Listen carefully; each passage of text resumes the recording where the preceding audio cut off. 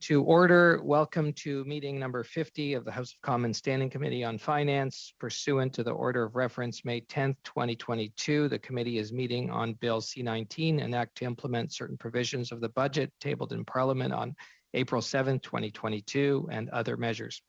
Today's meeting is taking place in a hybrid format pursuant to the House Order of November 25th, 2021. Members are attending in person in the room and remotely using the Zoom application. Per the directive of the Board of Internal Economy on March 10th, 2022, all those attending the meeting in person must wear a mask, except for members who are at their place during proceedings. I would like to make a few comments for the benefits of the witnesses and members. Please wait until I recognize you by name before speaking. For those participating by video conference, click on the microphone icon to activate your mic, and please mute yourself when you are not speaking. Interpretation for those on Zoom, you have the choice at the bottom of your screen of either Floor, English, or French. For those in the room, you can use the earpiece and select the desired channel. A reminder that all comments should be addressed through the chair.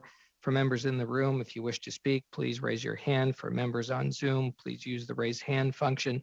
The clerk and I will manage the speaking order as best we can, and we appreciate your patience and understanding in this regard. I request that members and witnesses mutually treat each other with respect and decorum. Now I'd like to welcome today's witnesses for our first panel from 10 a.m. now to 11:30 a.m. We have the Centrale des Syndicats Démocratiques, and we have Maxime Gilbert with us, who's a lawyer and from the Social Law Department. From the Cooperative Housing Federation of Canada, we have Tim Ross, who's the Executive Director. From Diabetes Canada, Andrew Jones is with us, but in the room. He's the Executive Director of Government Affairs, Policy and Advocacy. And from the Green Budget Coalition, we have David Brown, Director of Conservation, Canadian Wildlife Foundation. We have Tom Green, Senior Climate Policy Advisor, David Suzuki Foundation, and Andrew Van Itterson, who's the manager. So we'll now begin with Mr. Gilbert from the Centrale des Syndicats. Wait, let me get that again. Syndicats Démocratiques for up to 5 minutes, please.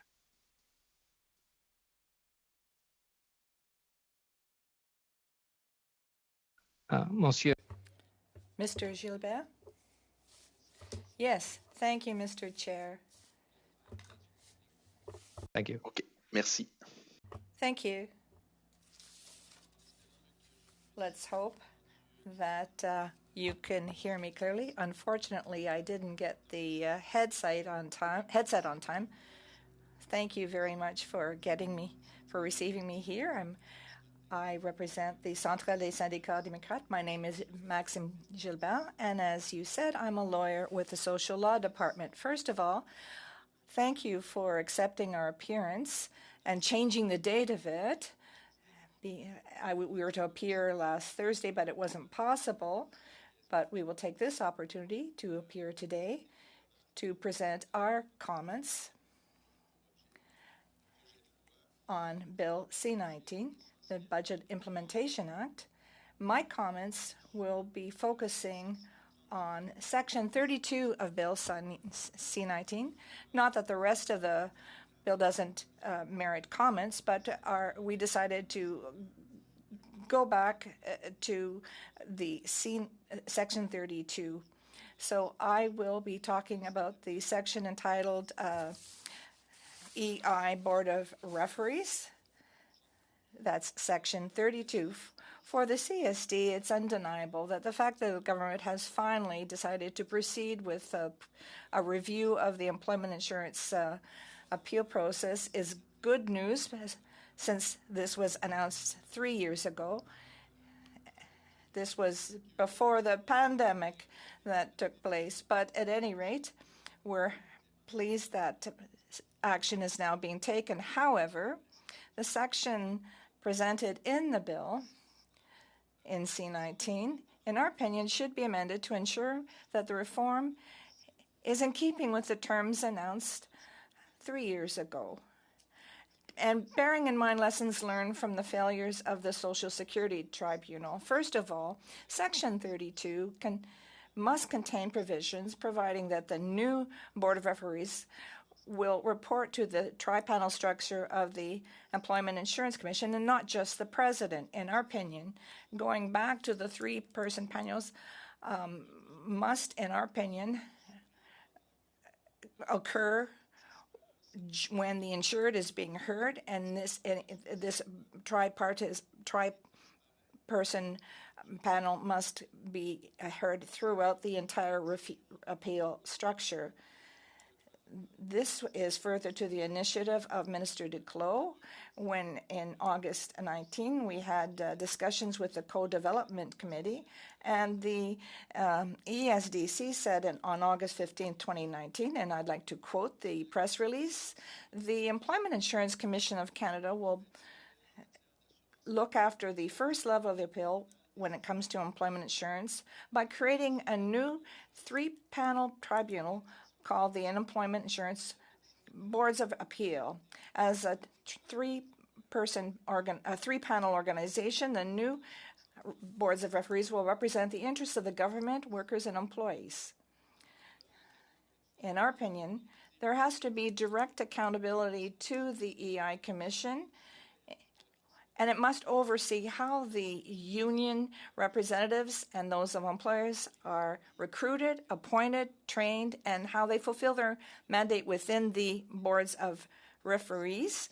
And we must ensure that we don't repeat the same mistakes made with the CSST.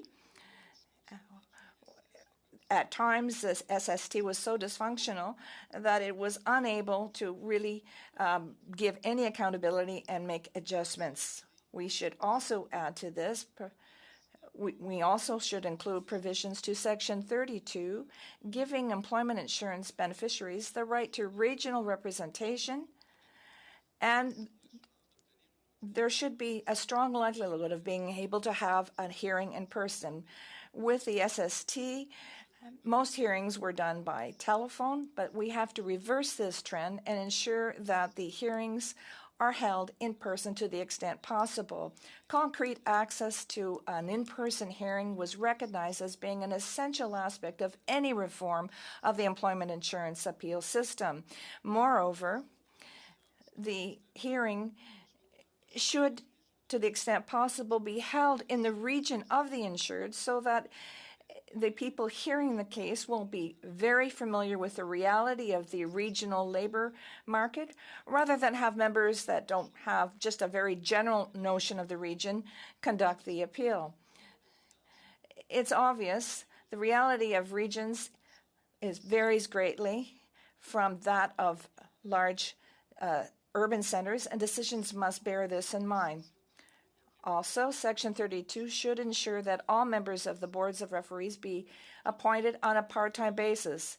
Giving a different employment status to different members of the board of referees may lead to different levels of engagement and efficiency compared to the full part-time members. This inequity is Mr. Gilbert? Thank you. Yes. So this inequity is very apparent, and by creating a different status, we fear that there will be unequal training and lack of equity between the members on the board. As we said, we need precise provisions. The EI will lead the section for employees and employers, and people have to be directly involved in selecting the appointment of both employers and employees. Thank you very much. Thank you, Mr. Gilbert.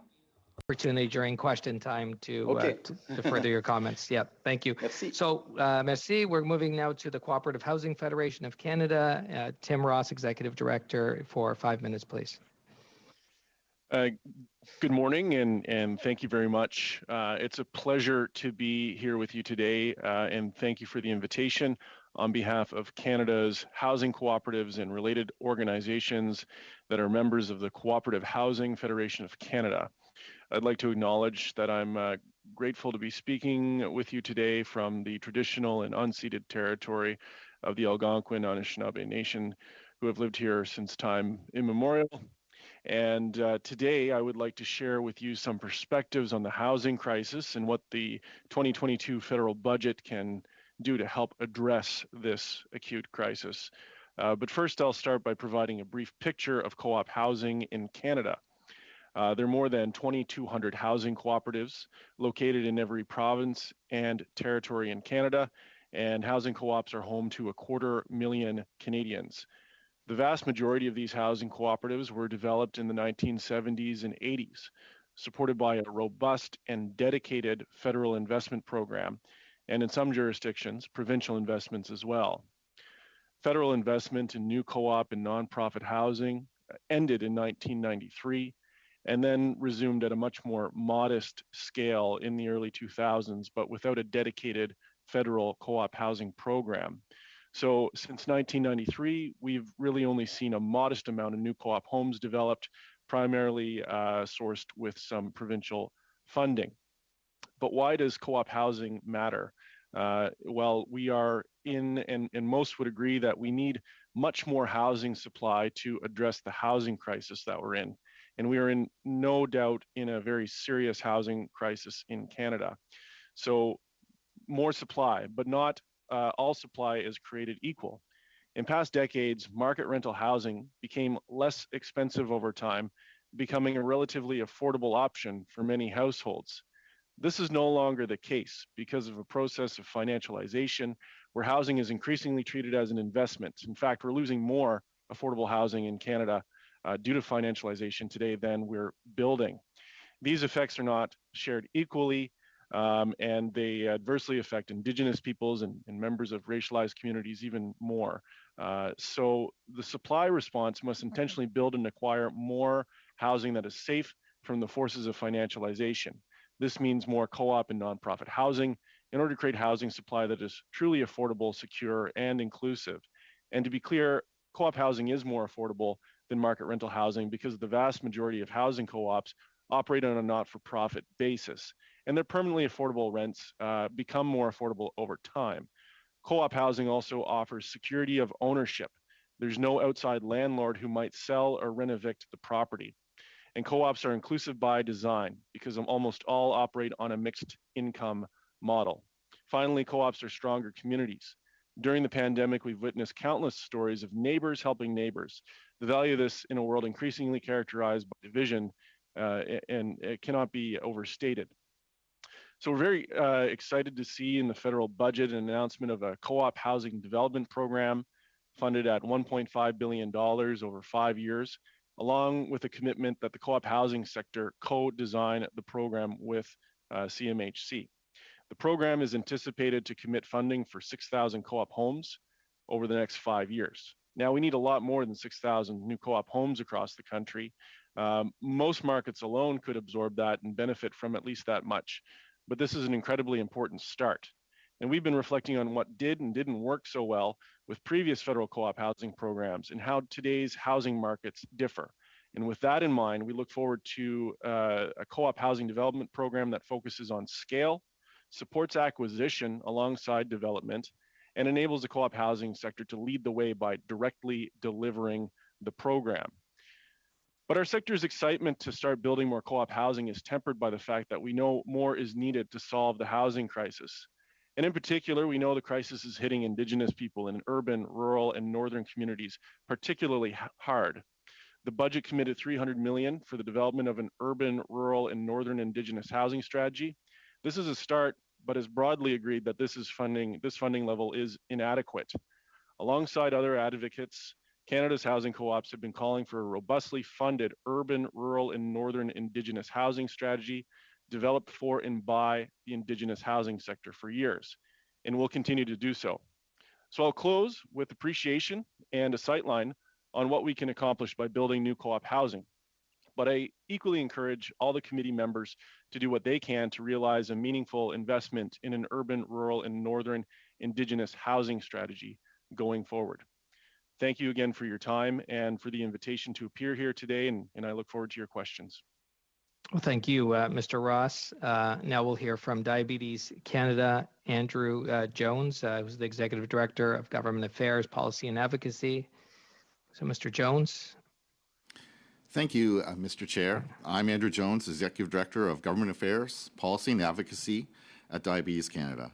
It's a pleasure to be here this morning to assist in your study of Bill C-19, and I'm looking forward to discussing an important issue for people affected by diabetes that aligns with your current study, the disability tax credit. But before I dive into the details surrounding the disability tax credit, let me tell you a little about the burden of diabetes and a number of federal government initiatives from 2021 that are intended to address this burden. Many of you will know that Canada gave the world the gift of insulin more than 100 years ago, a discovery that ranks among the leading achievements of medical research. Because of insulin, millions of people around the world with diabetes live long lives. However, insulin is not a cure, and we are not at the finish line. Recently, Diabetes Canada released new diabetes figures that show a steady, continued increase in diabetes in our country, with 11.7 million people in Canada living with diabetes, more Canadians than ever before, despite concerted effort and numerous diabetes-related accomplishments in Canada and throughout the world. There is no denying that diabetes is an epidemic. The good news is that in 2021, in honor of the 100th anniversary of the discovery of insulin in Canada, and in recognition of the huge and growing burden of diabetes on Canadians, the federal government and all parliamentarians made significant and laudable commitments to improve prevention, management, and research in diabetes. Canada proudly co-hosted a World Health Organization symposium on diabetes in April 2021, and jointly with them launched a global diabetes contact. The 2021 federal budget contained important commitments to funding research and developing a national diabetes framework. And on June 29, 2021, royal assent was received for Bill C-237, an act to establish a national diabetes framework, which was unanimously supported by all parliamentarians. These commitments lay a critical foundation that we can build upon to meaningfully reduce the burden of diabetes in Canada by implementing the recommendations of Diabetes Canada's Diabetes 360 nationwide strategy. Diabetes Canada is eager to continue to collaborate with the federal government on this important and urgent work. Diabetes Canada continues to recommend that the federal government dedicate the necessary financial and human resources required to realize the 2021 budget and Bill 237 commitments to implement a national diabetes framework based on the Diabetes 360 framework as quickly and comprehensively as possible. Previous stakeholder consultations suggest an investment of $150 million in funding over 7 years. I'd like to also take a moment and discuss with you our concerns surrounding the disability tax credit. I know our friends in the diabetes community, JDRF, appeared before you last week, and you may be comforted to know that our position regarding the disability tax credit is well aligned with what you heard last week from JDRF.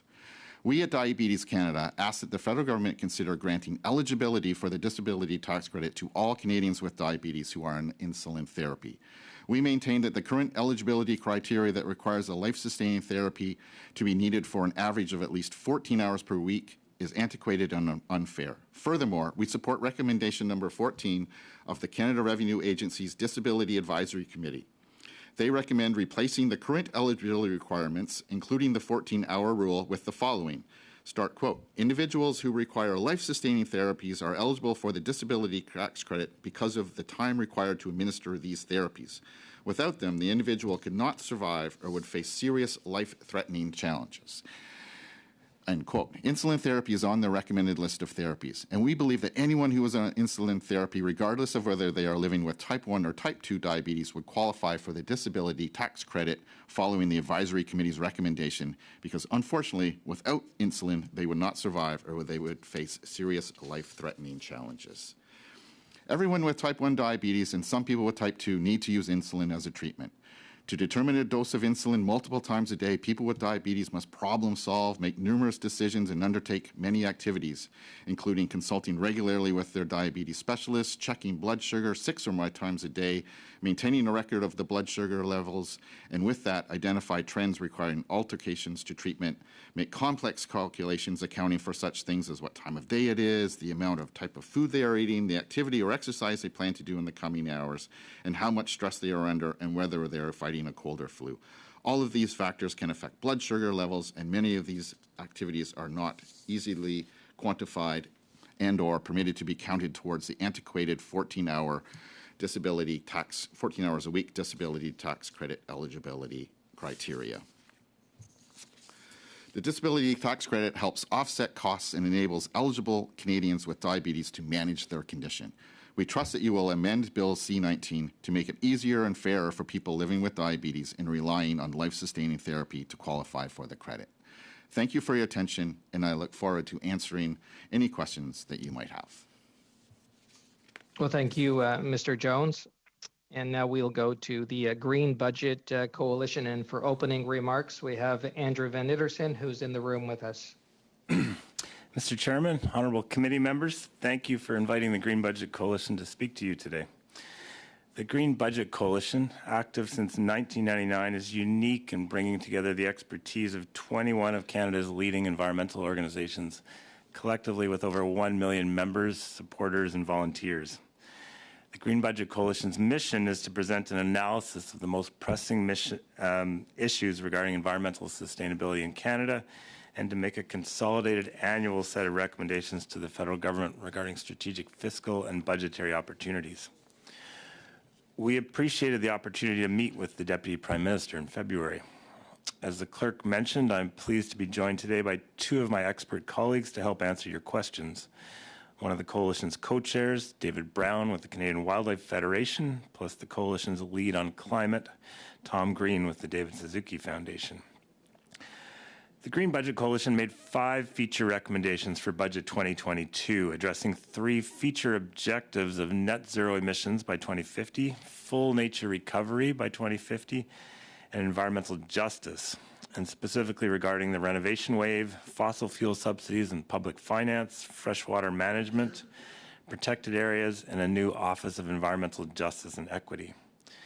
The Green Budget Coalition much appreciated the major federal funding announcements advancing climate and nature progress in the April 7th federal budget and the preceding emissions reduction plan.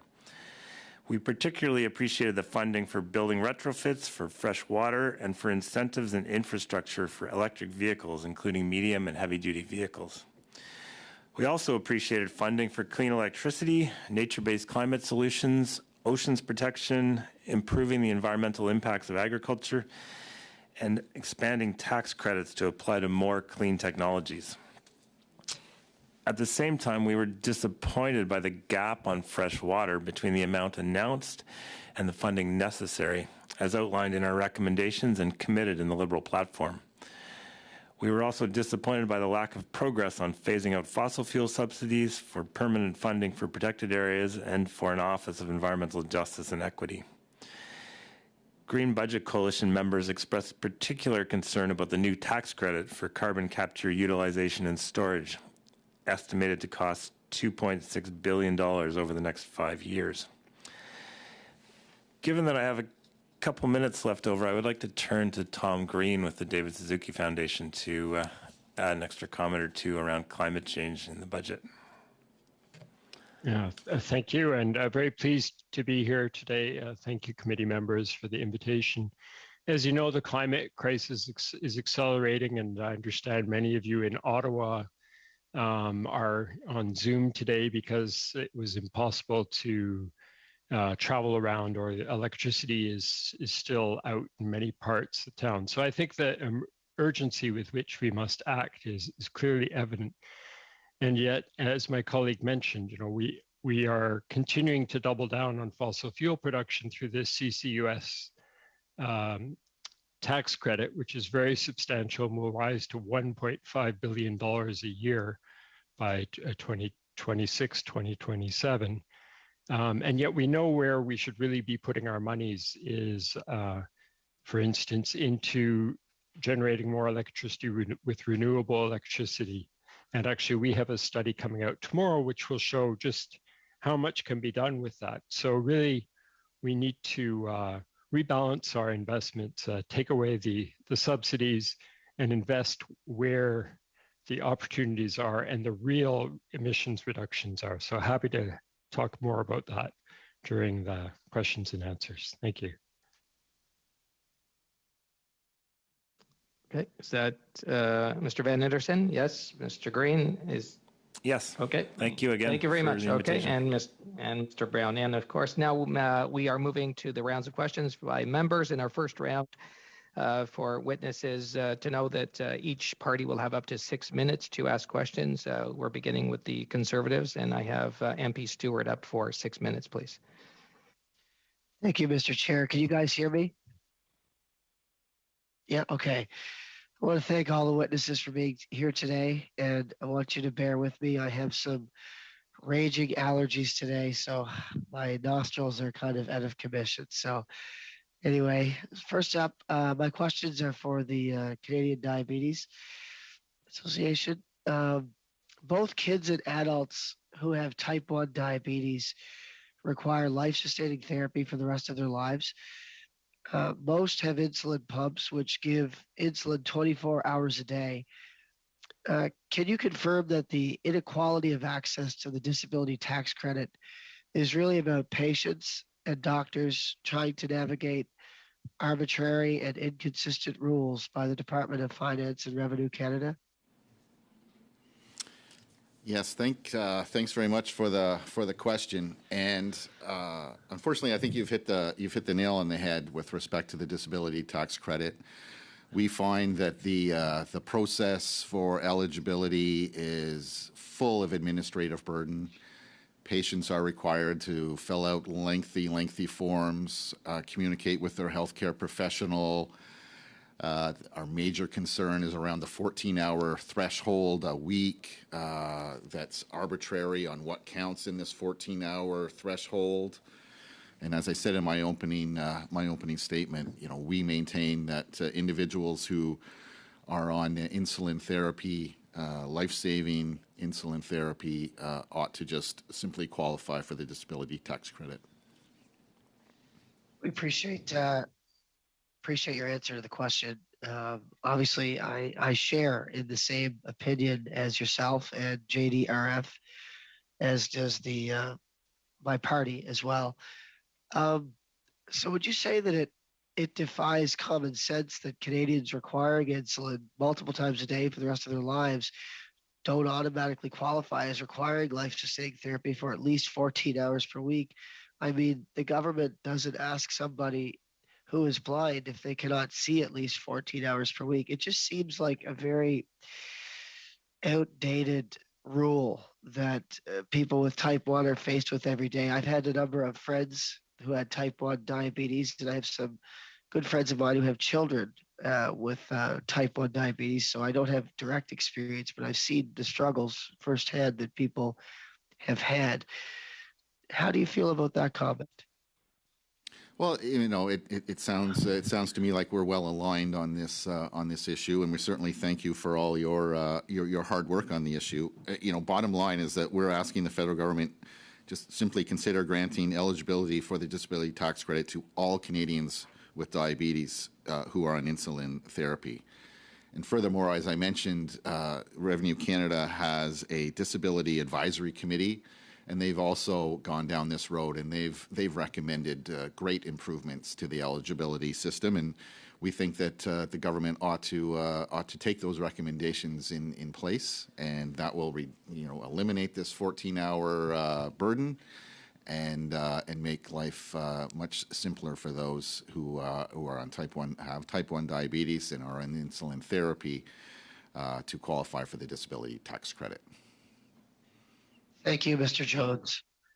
That is, you're directly speaking the language that I'm aligned with you, and I think it's long overdue. And I think the beauty of committee is that as parliamentarians on the committee, we can actually make these changes in committee. We actually have the power to do that if all parties can work together and find common ground. And one of my concerns with the disability tax credit is there's been some talk in the past from other parties about going from 14 hours to 7, which would help, no question about it. But I think we're at the point where there's 300,000 Canadians living with type 1, or at least having problems with the program. And would you say the gold standard really is making it so that everybody automatically qualifies over and above just going to 7? Yes, short answer there is, of course, yes. We believe that 7 would be improvement over 14, but 7 still requires administrative burden, still requires, back and forth with healthcare professionals, confusion around what qualifies for the 7 hours. When, as you've said so eloquently, individuals who have type 1 diabetes and are in insulin therapy, they require that insulin therapy to maintain their life, as harsh as that is. So, we believe it's time to get rid of the antiquated and outdated 14-hour rule and just open up that eligibility for individuals who are on insulin therapy. Thank you. One last comment. We do appreciate you being here today, and because sometimes when people think of type 1 diabetes, we often think of children. But I think sometimes government and parliamentarians alike can sometimes forget that type 1 diabetes, whether you get it when you're a child or you get it when you're older, you have it for the rest of your life. It never goes away. You're always going to have type 1 diabetes. And I think as parliamentarians, moving that so that everybody can automatically qualify is the right thing to do. As revenue critic, I support it. I've got support in my party, and I'll have some more questions for you in a little while. I'm not sure how much time I have. Mr. Chair, he's telling me I'm done. That's the time. We've just reached it. Yeah. Okay. Thank you, MP Stewart. Thank you. And now we'll hear from the Liberals. MP Chatel for 6 minutes, please. Thank you, Mr. Chair, and always great to see Mr. Stewart. He's passionately advocating for diabetes. My question will turn now to Mr. Russ from the Co-op of Housing Federation of Canada. As you mentioned, Mr. Russ, in your opening, we have invested in the budget $1.5 billion in the new co-op program. And you mentioned in your opening remark that we have learned a lot. You have learned a lot about what worked before and what didn't work before. And you think that the new housing programs will be very effective and in delivering affordable housing. Could you develop on that, please? Thank you so much for the question. In terms of what works and what we've learned, we know that community and co-op housing works very well in Canada with a well-established 50-plus year track record of creating permanently affordable housing that puts community first and puts members first. So we know that works very well, especially at this time when renting or owning in the marketplace is very, very, very difficult. So co-op housing is affordable. More affordable than market housing. It provides security of tenure and security of ownership, and it provides for a very strong community. Now, what's needed to work at a programmatic level? We need to deliver new co-op housing in Canada at scale. So the supply programs of the 70s and 80s created a very disaggregated asset base. So a lot of very small housing cooperatives all across the country. That's very good. But in today's very difficult housing market, we need to create affordable cooperative housing at scale. So one of the features that we proposed in our budget proposal is that the co-op housing sector itself delivers this program at scale to realize efficiencies and economies of scale, and to ensure that we are committing seed funding and working capital to projects much faster. There are projects stuck on desks all across the country representing thousands of units because they can't navigate the bureaucracy of current programs. So having a sector delivered program is much closer to the ground, going to be much more efficient and get outcomes even faster. And what exactly do you mean by a sector delivered housing project? Well, we would see the part of this fund program to be delivered by the sector. So most housing programs in Canada at the federal level are delivered by CMHC. But there is some precedent for other partners to come in and deliver housing programs, such as the Community Housing Transformation Center and the Federation of Canadian Municipalities are both directly delivering programs and creating some greater efficiencies and proximity to the ground to commit funding faster and to realize outcomes even faster too. I see. Thank you so much. And also, we know that beyond funding, there's, as you mentioned, numerous challenges to build affordable housing. How do you think that the federal government will work with other level of government, and in particular Quebec, where there's a contribution for co-op housing already in existence in Quebec, in order to make sure we effectively deliver affordable housing to Canadians?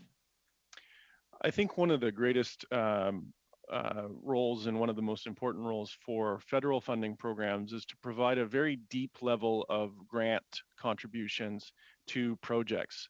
The supply and labor shortages, inflation, and rapid appreciation in the real estate in our real estate markets are making it harder and harder and harder to deliver affordable housing every day that goes by. So a very deep level of grant on a per project basis is critical for reaching the levels of affordability needed to create deeply affordable housing in Canada. And in doing so through the unilateral programs or through the bilateral agreements, there are opportunities to do just that. And I'm representing a rural riding, and this housing co-op is, it's not with scales in rural, it's small municipality, but sometimes it's the only lever they have because large developers are not going into the region. So getting together as a co-op in the community with community leaders, it's really perhaps the only solution to the crisis in rural. So when you talk about scale, just want to make sure you're not forgetting those small and essential co-op projects for rural communities so that they're not left behind. In rural areas, co-op and nonprofit housing is sometimes the only form of rental housing available in some communities. And I know in Pontiac, there are 34 co-op homes that were created under previous federal programs.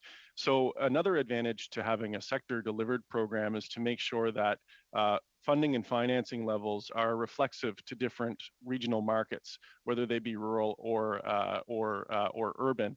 And the way we create scale as a sector is delivering a program together across the country. So we very much welcome the investment of $1.5 billion. It's 6,000 units is not a lot of housing when you look at the scale of the crisis, but it's certainly an important start. It's a good first start. Thank you very much. Merci, MP Chatel and Mr. Ross. I hope you know how many co-ops here in Mississauga, East Cooksville, my riding. So, but that was great. We are moving to the block, and Monsieur Garon for 6 minutes, please. Merci, Monsieur le Président. Thank you, Mr. Chair. And I'd like to thank all of the witnesses for coming here today. I'll begin with Maxime Gilbert of the CSD. I heard you. It seems to me the EI fund is funded by employee money. So there's going to be a reform of the Board of Referees. But you refer to Section 32 of the BIA. There's an imbalance resulting in employers, employees, and in unions not being taken into account during the appeal process. I'd like you to describe the impact of this imbalance and what can we do to mitigate this problem. Indeed,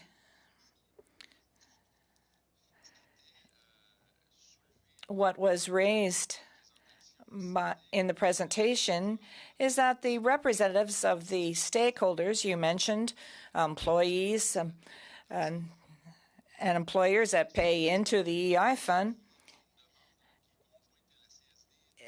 the CSD feels well, we're one of the largest union associations in Quebec, and what we think is very important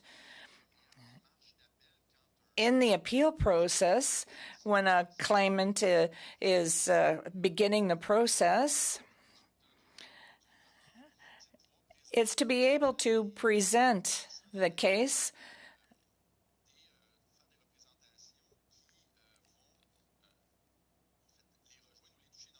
in a manner, let me try and express myself clearly here, without going back to what went on previously with the appeal boards. We're asking the people who have been appointed that they come from the region, that they be trained by the EI Commission, that they be able to hear these cases, and that they come from the milieu after consultation so that it reflects the regional diversity, the economic diversity,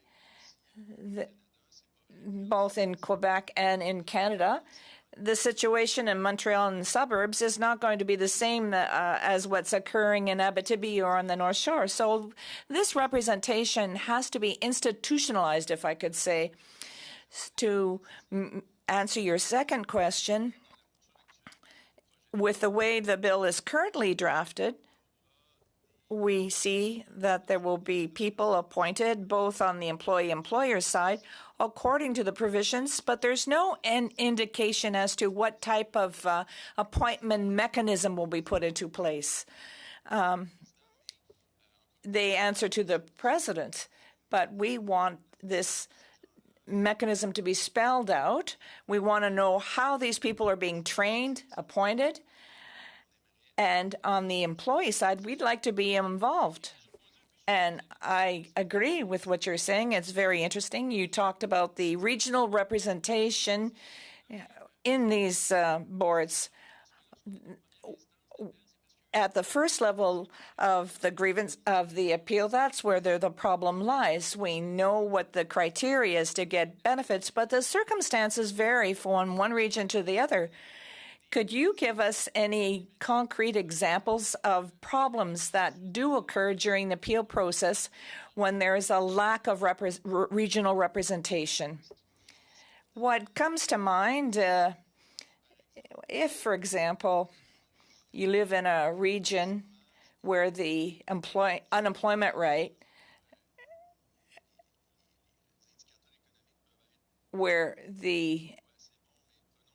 let's take a situation, if I may. We've been waiting for reform since 2015, so yes, that's right. But what comes to mind is that the eligibility thresholds for the hours, we want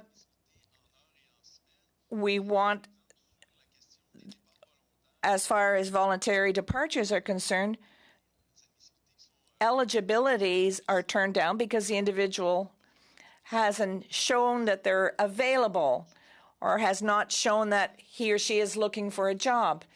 In my opinion, in certain areas, not being available will depend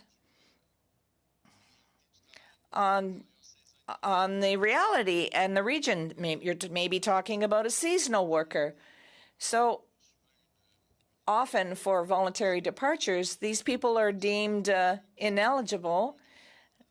But in some areas, there are departures that may look like they're voluntary, but it's the job situation that's not understood. And I only have a few seconds. You also talked about the part-time, full-time status of the people sitting on the boards. C-19 makes a distinction, so there'll be two types of judges, if you like. Do you see a problem of equity there? Yes. I didn't have enough time to go into this earlier, but our fear is that if we distinguish between full-time and part-time members and we have different compensation for these people, our fear is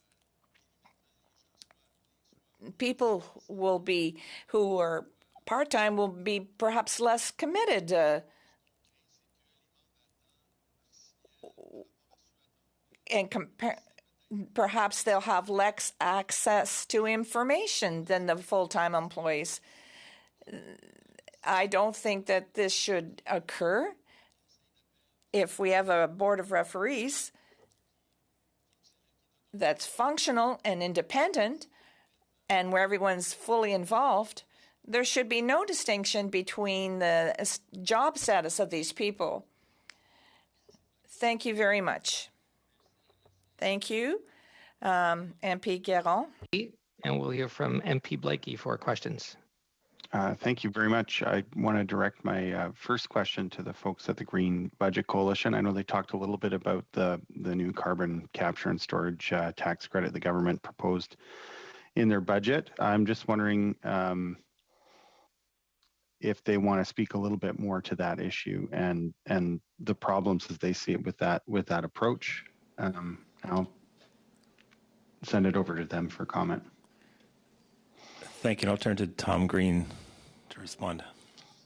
Sure, and thank you for the question. I think the way we look at this tax credit is, first of all, you have this technology that continues to disappoint. Wherever it's used, we're promised a whole bunch of emissions reductions, and a certain percentage of the carbon is going to be captured. And typically that has come in much lower than expected. A lot of projects have had quite a few billions go into it and then not made it very far or had to be canceled. So here we have a very expensive way of addressing things. And right now the oil and gas industry is incredibly profitable. And we believe it should be cleaning up its own act. And this can be done through regulatory means and shouldn't be subsidized with public funds, when really where we should be putting the billions is in deep energy retrofits, where we know that's going to benefit Canadians across the country. It's going to help bring down emissions. We should be helping people get into electric vehicles, as this budget does help do. We should be deploying more renewable energy. But this is a very expensive tax credit for a technology that it's still more conceptual. I mean, I know there's some operating projects, but if you look at the projections of where the world was supposed to be with carbon capture, utilization, and storage to where it is now, there's such a big gap. And that's because the technology has proven to be more complicated. And we don't see that taxpayers should be the ones subsidizing this so that we can keep having oil and gas production, when really what the world needs to do is, as all the science shows, for instance, there was a recent study in Environmental Research Letters just came out May 17th saying that nearly 40% of the already developed fossil fuel reserves need to stay in the ground for it to have a hope to stay within 1.5 C. So that would be a quick overview of our thoughts on CCUS. So you mentioned in your opening statements, and we heard from the Green Budget Coalition in the pre-budget consultation, you had 5 main recommendations for government. What kinds of things would you have hoped to see in the Budget Implementation Act if the government had chosen to implement all 5 of your recommendations? Well, just quickly, I'll speak to, like, on the building retrofit side of things. We really need to see deep energy retrofits. And while there is some good investments being made there, the thing you don't want to do is do like a partial retrofit where you don't get the full benefit of a deep retrofit, which allows you to basically electrify your building, really reduce your energy consumption, and completely switch the building off fossil fuels, for instance. So we would have wanted to see, I mean, every budget from now on needs to be a climate budget, because of just where we are within the remaining time to avoid going over 1.5 degrees and the scale of the transition that we would like. And I'll let my colleagues add in other things they would have liked to see. David? Yeah, hopefully you can hear me. We were having microphone problems. Can you hear me if I speak right into it? Great, excellent. Well, in terms of the bill before us, I mean, we were expecting more action on phasing out fossil fuel subsidies, and that would have involved items in this bill which are not there. On items like freshwater management and permanent funding for protected areas, I don't think that would have required aspects within the bill and legislation, but we were expecting a greater investment in the Canada Water Agency and the related promises there, and in making more of our protected areas funding more permanent to incentivize particularly Indigenous protected and conserved areas, and but also to some degree the provinces and territories to protect more land. So those were some of the things that were in there. Not all of them need to be in this bill, though, I would just point out. Thank you very much.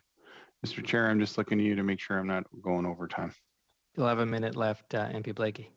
Okay, excellent. Then I have a question for our witness from the Cooperative Housing Federation, Mr. Ross. I know there's a couple of items about housing in the bill. There's the home accessibility tax credit and then the elimination of GST and HST on assignment sales. I'm just looking for your feedback on the extent to which you think these will help address the housing crisis in Canada, and what other things you think government needs to focus on with a sense of urgency in order to address that crisis. Thank you for the question. I think broadly, we're seeing greater attention given to housing in successive federal budgets. But one area of concern that that needs to be addressed more thoroughly is the lack of dedicated investment in an urban, rural, and northern housing strategy that's developed by and for Indigenous housing organizations and communities in Canada. This has been a recommendation of the National Housing Council. The disparities were further highlighted by the Parliamentary Budget Officer. So that's a critical area that requires greater federal leadership.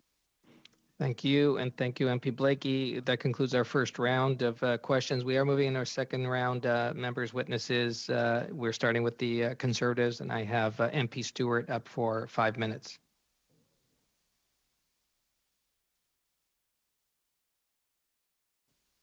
Thank you.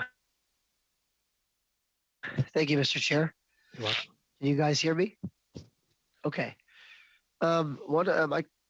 Yeah, you can hear me? Okay. All right. My first question again is for the Canadian diabetes. So could I ask you to give the differences between type 1 diabetes, type 2 diabetes of Canadians that have eaten, and talk a bit more again about the eligibility for the disability tax credit and how it relates to them, and just kind of give the public and the rest of the parliamentarians a real view of both diseases and how it works with the tax credit. Yeah, thanks very much for that. Let me begin with type 1 diabetes. So type 1 diabetes is a disease that affects individuals, often comes on in childhood, although can be diagnosed later in life also. And this is the situation where the pancreas does not work properly, and insulin is required for life. So insulin is a life-saving therapy for those individuals with type 1 diabetes. So we really believe that individuals with type 1 diabetes, with respect to the disability tax credit, that ought to be a simple process that anyone who has been diagnosed with type 1 diabetes immediately qualify for the disability tax credit. Type 2 diabetes, this is a more wide-ranging and greater number of individuals who have type 2 diabetes. Some individuals in the type 2 diabetes category also require insulin therapy. And this is again where we think the disability tax credit can be well aligned with Canada Revenue Agency's Disability Advisory Committee. They went on and they recommend in their recommendation number 14 that individuals who are requiring therapy that would not allow them, if they didn't have the therapy, they could not survive, or they would face serious life-threatening challenges. We believe that individuals with type 2 diabetes who are on insulin therapy would fall into that category. So, we welcome that recommendation. And again, we think that if the recommendation is implemented, the administrative burden would decrease significantly for those individuals who are on insulin therapy, and all the challenges around the 14-hour rule would dissipate, and certainly make things easier to qualify and be eligible for that disability tax credit. Thank you, Mr. Jones. I have this friend of mine who has a child with type 1. I think he was diagnosed around the age of 7, if I remember correctly. And I want to read this to you because this is something she said to me. She says, everyone who is a parent of a type 1 diabetic uses the same expression. I'm now functioning as my child's pancreas. Literally. It's all in my to do what the pancreas is supposed to, but now doesn't list. And basically, she wondered if the Prime Minister needs his pancreas 24 hours a day. These are her words. It's not to be partisan, but you can see that with respect to the parents of young children, this woman doesn't sleep. She's always up late at night checking blood sugars. It's what I mean. Like, it's a full-time job for anyone in that situation. And I just wanted to say, again, that you mentioned earlier about an advisory committee recommendation, and as you know, going to the automatic approvals of type 1 diabetes patients for the DTC is something that I support, as does the party here, my party. We're going to be working with all parliamentarians, but I'm curious to know, in particular, the amendment that would come forward, should one come, and I believe there's one coming. Should an amendment be targeted specifically for type 1? And you mentioned earlier, I think you made a direct recommendation from an advisory board. Do you want to read that again to the committee, just how it was worded? I think you worded a recommendation. And just if you could read that into the record one more time, just so that parliamentarians could hear it. And I want to see how it lines up with something that's in the works. Great. No, thank you for that. Thank you for this opportunity. So the advisory committee is Canada Revenue Agency's Disability Advisory Committee, and they recommend replacing the current eligibility requirements, which include the 14-hour-a-week rule, with the following. And to start the quote, individuals who require life-sustaining therapies are eligible for the disability tax credit because of the time required to administer these therapies. Without them, the individual cannot survive or would face serious life-threatening challenges.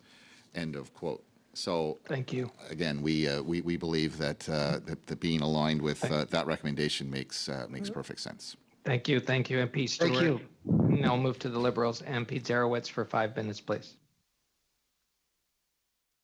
Thank you so much, Mr. Chair, and thanks to all the presenters for their excellent presentations and for being here today. My first question is to Mr. Ross of Cooperative Housing Federation of Canada. Thanks so much for being here today. Thanks for your amazing advocacy and your presentation. In my riding of Davenport, we've had a number of organizations, groups who own property and buildings, and they want to create co-ops, so build co-ops or turn their properties into co-ops. So do you think that is a good idea? And do you think that we should find a way to leverage the $1.5 million that have been set aside to help them do that? Thank you for the question and for your support as well. And it's nice to see you. In short, yes, we need to convert as as many opportunities to the cooperative housing model as possible. And I'd be certainly interested in learning more about the group's ideas, and can certainly touch base to explore that opportunity in real time. One of the benefits as well of the language in the federal budget is that we are engaging in a co-design process with CMHC to make a program that is co-designed with the co-op housing sector to make sure we can convert as many opportunities to co-op housing development as possible. Though I will say, though, there is a bit of a caveat, and I did mention it earlier in my presentation, that we need to find a way to bring co-op housing assets closer together, because we have a very disaggregated asset base. And a disaggregated asset base makes it harder to renew ongoing cooperative housing development and ensure also the ongoing good and sound asset management. So as much as possible through this opportunity, we should be looking for ways to bring groups together to develop opportunities at a greater scale than what we saw in the earlier federally funded programs. Well, thank you for that. And there are many groups that would love to be able to step up. They don't have the know-how, the capacity, but they do have the land. And they do have usually buildings, and so they usually have that to contribute. So hopefully we can find a model moving forward. You had mentioned that we need to really accelerate sort of getting co-op housing built. And you said that often the model, most of the co-ops is delivered through CMHC. We don't have time now just because I only have 2 minutes left, but I'd be grateful if you could write in to our committee if you have recommendations about how is it that we could maybe make CMHC a little bit less red tape, a little bit more efficient, or how we can make the program sort of more accessible, more easier, more faster. So any advice that you have around that would be really helpful.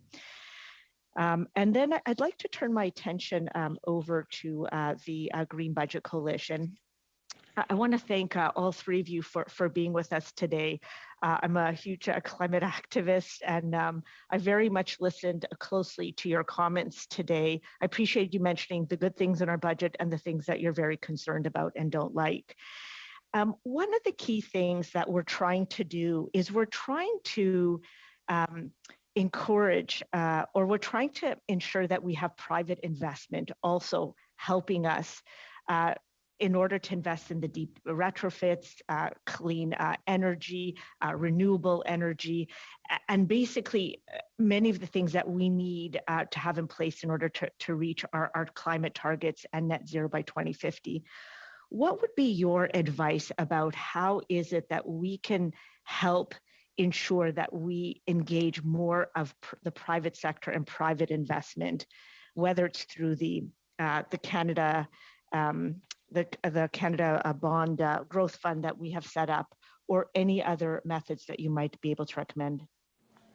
Yes, thank you for the question. I think one thing that's really critical is to create some policy certainty. And for instance, really appreciate that the government has brought in a price on carbon pollution across Canada, and that it's indicated what this price is going to be out to the year 2030. And ensuring that we don't have these lurches in policy that have been happening at the provincial level. You create those conditions where private investors understand that climate policy is going to continue to tighten, and that if they invest in a carbon saving technology or in increased energy efficiency, then the project is going to pay for itself. It also allows them to go to financial institutions and invest in that way. And I totally agree with you. I think it's a great observation that government can't do all this, and a lot of it is about also incentivizing other partners, not just the private sector, but Indigenous nations to participate, for instance, in the build out of renewable energy. Or co-op housing, for instance. I'm also a big fan of co-op housing. I grew up in a co-op residence at University of Waterloo, and I got to say that was a wonderful experience there. So I think you're right. We have to create the conditions where there's that long-term certainty and attractiveness of bringing in the private sector. I don't know if others have something to add. Thank That you is so the much. time. Thank you. Thank you, MP Zarowitz. And now we'll have questions from the block, and MP Gatto for 2.5 minutes, please. Merci beaucoup. Thank you. Mr. Gilbert, I see that you didn't have enough time to read all your presentation. Do you have anything you'd like to add to what you had to say about Section 32? Thank you. Your question earlier asked me to touch on what I wanted to say, but I would repeat what we'd like to see in Section 32. If we don't do a study in the proper sense of the word, because we know that this is a very complicated issue, and it would you would need to hear from other experts on this issue, but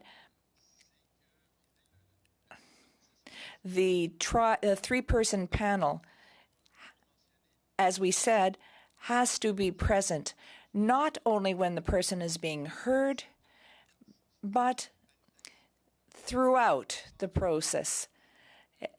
This three-panel person has to play a role throughout the process, starting with the appointment of individuals. We have to consult with the regions. I do understand, and if I may, since 2015 and in 2019, we've talked about changes. And in this BIA, in order to go ahead with this reform, we have. Do you get the impression that we've done all of this too quickly? Thank you for your question. No. A bill like this, which contains many different legislative changes, these are huge. This is a huge bill. Given our role in EI insurance, we need to ensure that we have a good representation. We have to amend the EI Act. We're concerned in the CSD. We want to have an appropriate review of the reform done. We need to have it individualized, if you like, or separate, distinct, because we've got the impression that we've been watching the same film over and over again for the past few years with successive governments. We always seem to let things slip through our fingers. And when we get close to the issue, it just kind of evaporates before our eyes. So I think it's important that we have a separate study done on this particular section. Thank you. Thank you. And now to the NDP and questions from MP Blakey for 2.5 minutes, please. Merci beaucoup. Monsieur Gilbert. Mr. Gilbert, the question of changes to the EI Board of Referees in Section 32 and the reform of the Employment Insurance Bill, do you think that this bill is a missed opportunity to implement other reforms that are necessary for EI? And what do you think we should change to the system in general? Thank you for your question. It's a broad question. To answer the issue of a missed opportunity, yes, I would simply repeat what I said earlier to Mr. Garon. We were hoping, in addition to the issue of the Board of Referees, which is obviously a concern for union associations. It's not perfect, but in our opinion, we need to view this as being one part in a larger picture. We can see that there are eligibility problems There are challenges about people being excluded from the system. We think that the current system will lead to more complaints, grievances that will be heard by the boards of referees. And we have to ensure that these boards are appropriate. Otherwise, we're just going to go around the mulberry bush. We need to listen to associations. There's a lot of work to be done on the whole issue of eligibility, the way that we account for insurable hours that determine whether people are going to be qualified or not. We have to take into account the pandemic experience. I believe that the current measure is applicable till the 24th of September, but we think that we have to look at the threshold to avoid the situation where some individuals find themselves falling through the gaps. They work part-time or they have varying hours. And if we apply the criteria based on the number of weeks of work, which one and the other will lead to the same amount of money that the employer has to pay into the EI fund, there must be a way to come up with a better guarantee of eligibility for these people. And what we would also like to see, overpayments for 1 week's worth of work. Maybe it won't be of concern to the Commission, but it certainly is of concern to the employees. Thank you very much. Thank you. MP Blakey. From the Conservatives, MP Albus for 5 minutes, please. Je vous remercie, Monsieur le Président. I'd like to thank you, Mr. Chair. I give my turn over to Mr. Garand. Thank you, Mr. Albus. I have a few questions for the Green Budget Coalition. If I understood you correctly, we do put a proper price on carbon so that the oil companies are incited or motivated to reduce their emissions and invest in technologies to reduce emissions. But right now in the budget, we have public money, $2.6 billion per year, invested in carbon technology that haven't demonstrated its worth. Do you feel that this $2.6 billion, which is that, could that be qualified as a state subsidy by the government to the oil sector? Yes, we consider them to be subsidies. And in a context where we look at what's happening in the U.S. Congress, we talk about taxing excess profits of oil companies. Do you feel that these corporations will have the financial means to fund their own, to invest in their own technology? Yes. I think that's their responsibility with their own monies. I think that would work. And with the tarification, with the carbon price, there's only a small portion of the emissions that are affected by the price because we have a system for big emitters. Moreover, in the budget, $101 billion to develop small reactors in Canada. In Alberta, they produce non-traditional oil, which uses a lot of energy. Do you think that this $121 million for these reactors could be viewed as an indirect subsidy to the oil sector?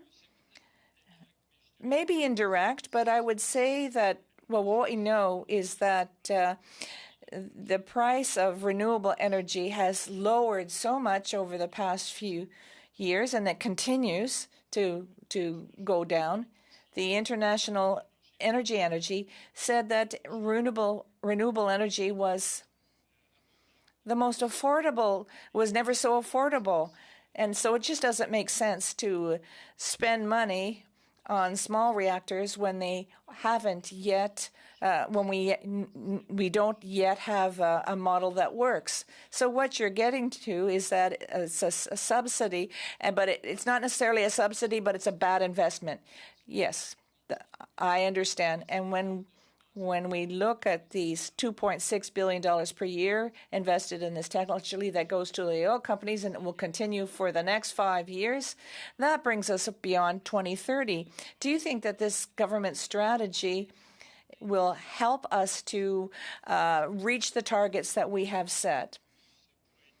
It might help a bit, but it's a very ineffective way of doing so. And we run the danger of instead of decreasing emission, it will increase production, and that's not what the planet needs right now. I do understand. Very recently, the government announced that they would give loan guarantees of $10 billion to the total of $10 billion for the Trans Mountain project, a project that has already gone way beyond budget. And when the government borrowed to invest in this, it's the taxpayer who's paid. Do you think that this is correct? No, this was a most unfortunate decision. We should have put a stop to this project. But if we look at if we had given the equivalent to other sectors, well, I don't know why we continue with this. And do you feel this $10 billion, that's a lot of money. It's a lot of money. Do you feel that the government could have guaranteed loans for other types of projects that would have been able to help us more in achieving our targets? Yes, as I said, renewable energy is where Canada needs to make a lot of investment. There are so many opportunities. Even Alberta and Saskatchewan support this. And in Alberta, they've invested heavily in this sector. And that's what we should be turning to. I understand. Moreover, very recently, the Government of Canada, through the Minister of the Environment, approved the North Bay project. Do you think that this is a decision that is wise given the current climate situation? No, it's not in line with the JIC. Thank you. See. And MP Baker to finish the second round for 5 minutes, please. Thanks very much, Mr. Chair, and thanks for all our witnesses for being here today. I'm going to begin by directing my questions to Mr. Green, if I may. And Mr. Green, actually it's interesting, just before logging onto this Finance Committee, I was on a Zoom meeting with a group of constituents and residents from around the city of Toronto, who are part of a group called the Citizens Climate Lobby. And you may be familiar with them, but they do wonderful advocacy work, certainly at the local level in my community in Etobicoke Centre. And they've sort of inspired me to direct my questions your way today. So what I wanted to do was to ask you a little bit about electric vehicles.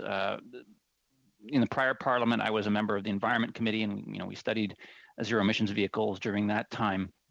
But I'm wondering if you can talk about the importance or the necessity of electric vehicle charging infrastructure, and what the government's incentive program, consumer incentive program, to make zero emissions vehicles more affordable. Sure, happy. Thank you for the question.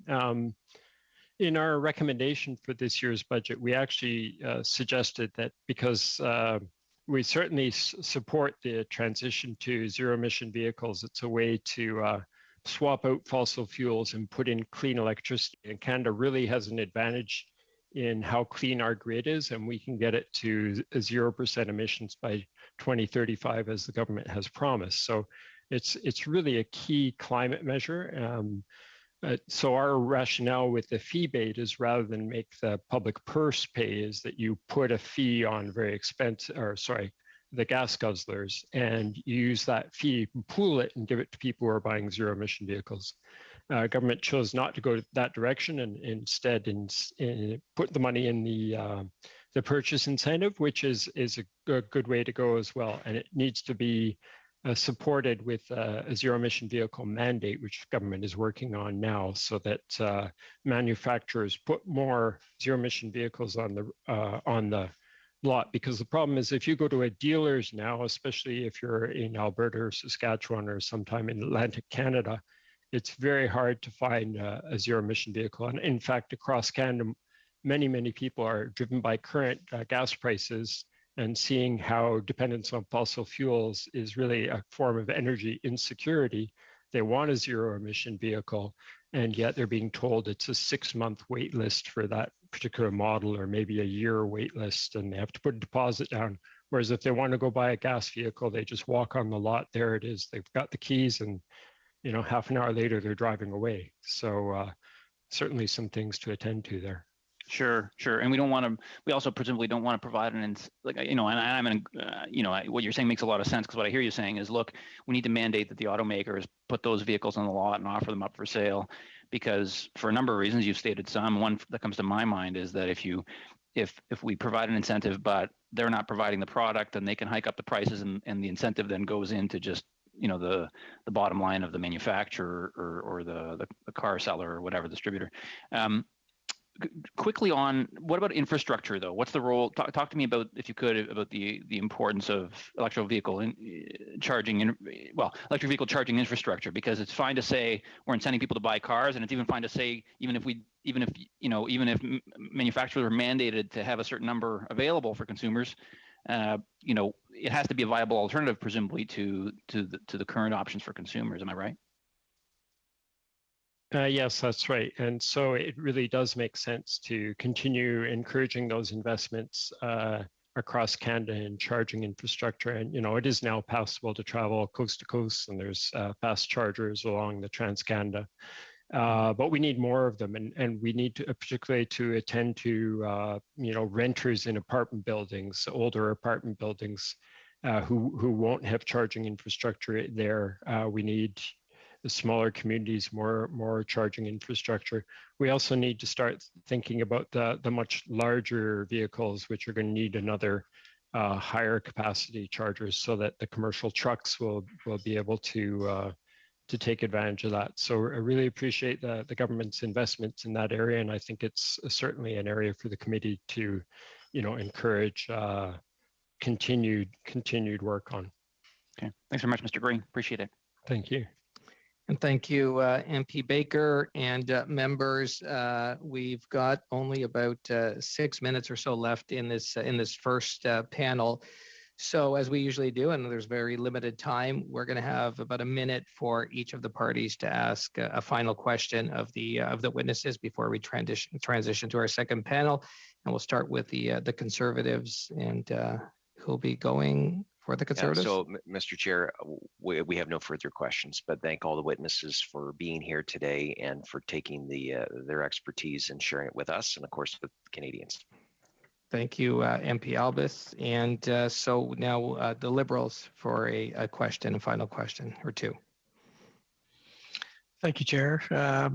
I'll go to Mr. Ross very quickly. And it's Mr. Ross, I come from Prince Edward Island, and I always feel that co-op housing is an extremely important asset to any community.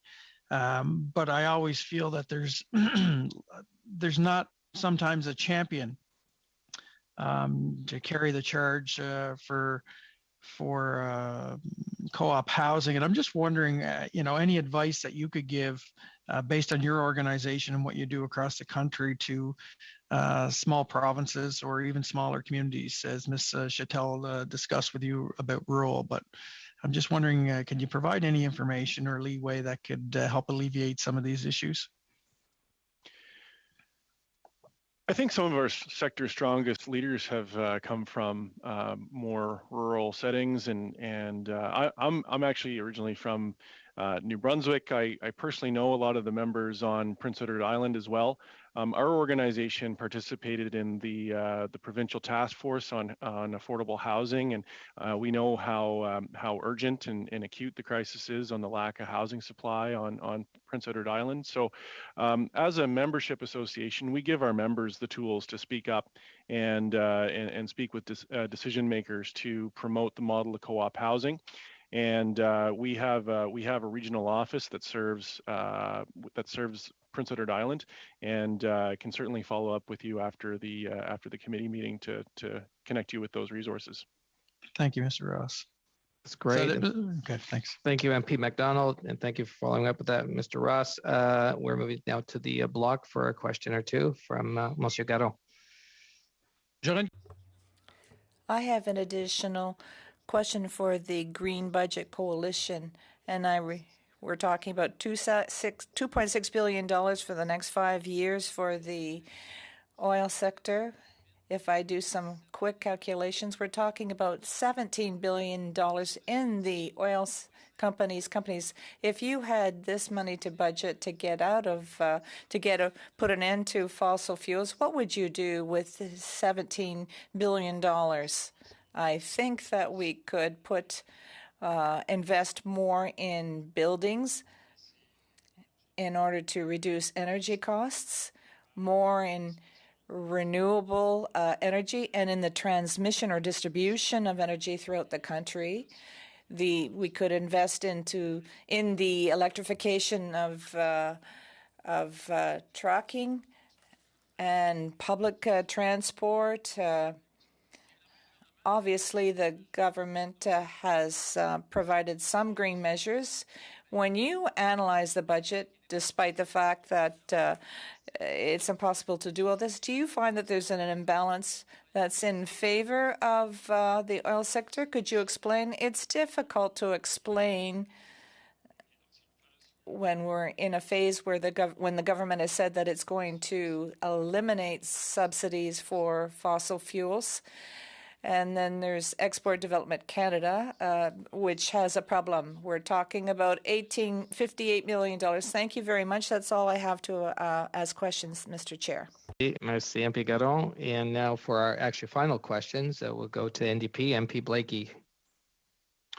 Thank you. Mr. Ross, we've talked a little bit today about new spending on co-op housing. We've also talked about, deep energy retrofits. We've talked about electric vehicle infrastructure a little bit. I know sometimes co-ops are forgotten in the policymaking process or end up excluded from certain kinds of programs, whether it's intentional or whether it's, just as an afterthought. I'm wondering, are there any envelopes or programs that the federal government is currently undertaking on the housing file that you think co-ops should have more equitable access to, or where there might be opportunities to enhance investments in co-ops, either for the buildings or for the residents that are currently missed opportunities? Thanks for highlighting the importance of including all business types in eligibility for government programs.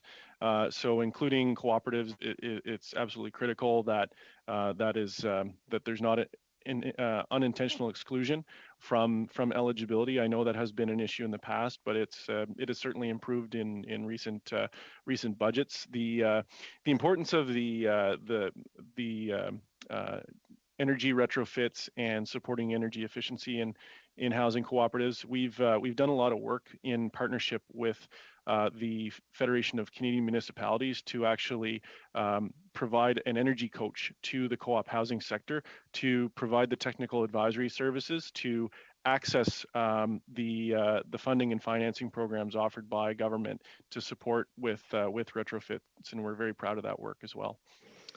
Thank you, and thank you, MP Blakey. And that is the end of our first panel for today. We want to thank the witnesses and the members. We're doing this as a hybrid session. We have witnesses from right across the country, and we have members from coast to coast to coast here with us to discuss these very important issues. So we thank you very much for your time, for your expertise, for answering so many questions from all the members on behalf of the committee, the clerk, the analysts, and all those that help bring us together. We want to thank you and have a great day.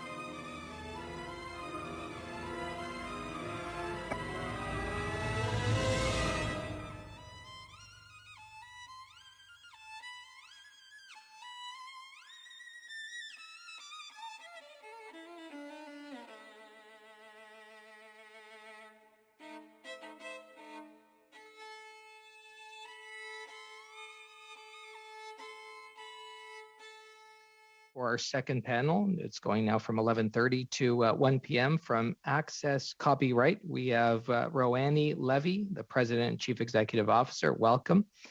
As an individual, we have Vivek Deheja, who's the Associate Professor of Economics and Philosophy at Carleton University. As an individual, we have Elizabeth Long, who's a barrister and solicitor. And from the Centrale des Syndicats du Québec, we have Luc Beauregard. And from the Canadian Chamber of Commerce, Mark Agnew is with us, Senior Vice President of Policy and Government Relations. And now we will begin by hearing from Roanne Levy from the Access Copyright for the opening remarks for up to 5 minutes, please. Roanne. Thank you. Thank you for the opportunity to appear before you. Before beginning, I would like to acknowledge that I'm speaking from the traditional territory of many nations, including the Mississauga of the Credit, the Anishinaabeg, the Chippewa, the Haudenosaunee, and the Wendat peoples, and is now home to many diverse First Nations, Inuit, and Métis peoples. Access Copyright is a non-for-profit copyright collective that represents over 13,000 Canadian publishers, authors, and visual artists. We facilitate the reuse and sharing of content by licensing copying from books, magazines, newspapers, and journals to schools, universities, colleges, governments, and businesses.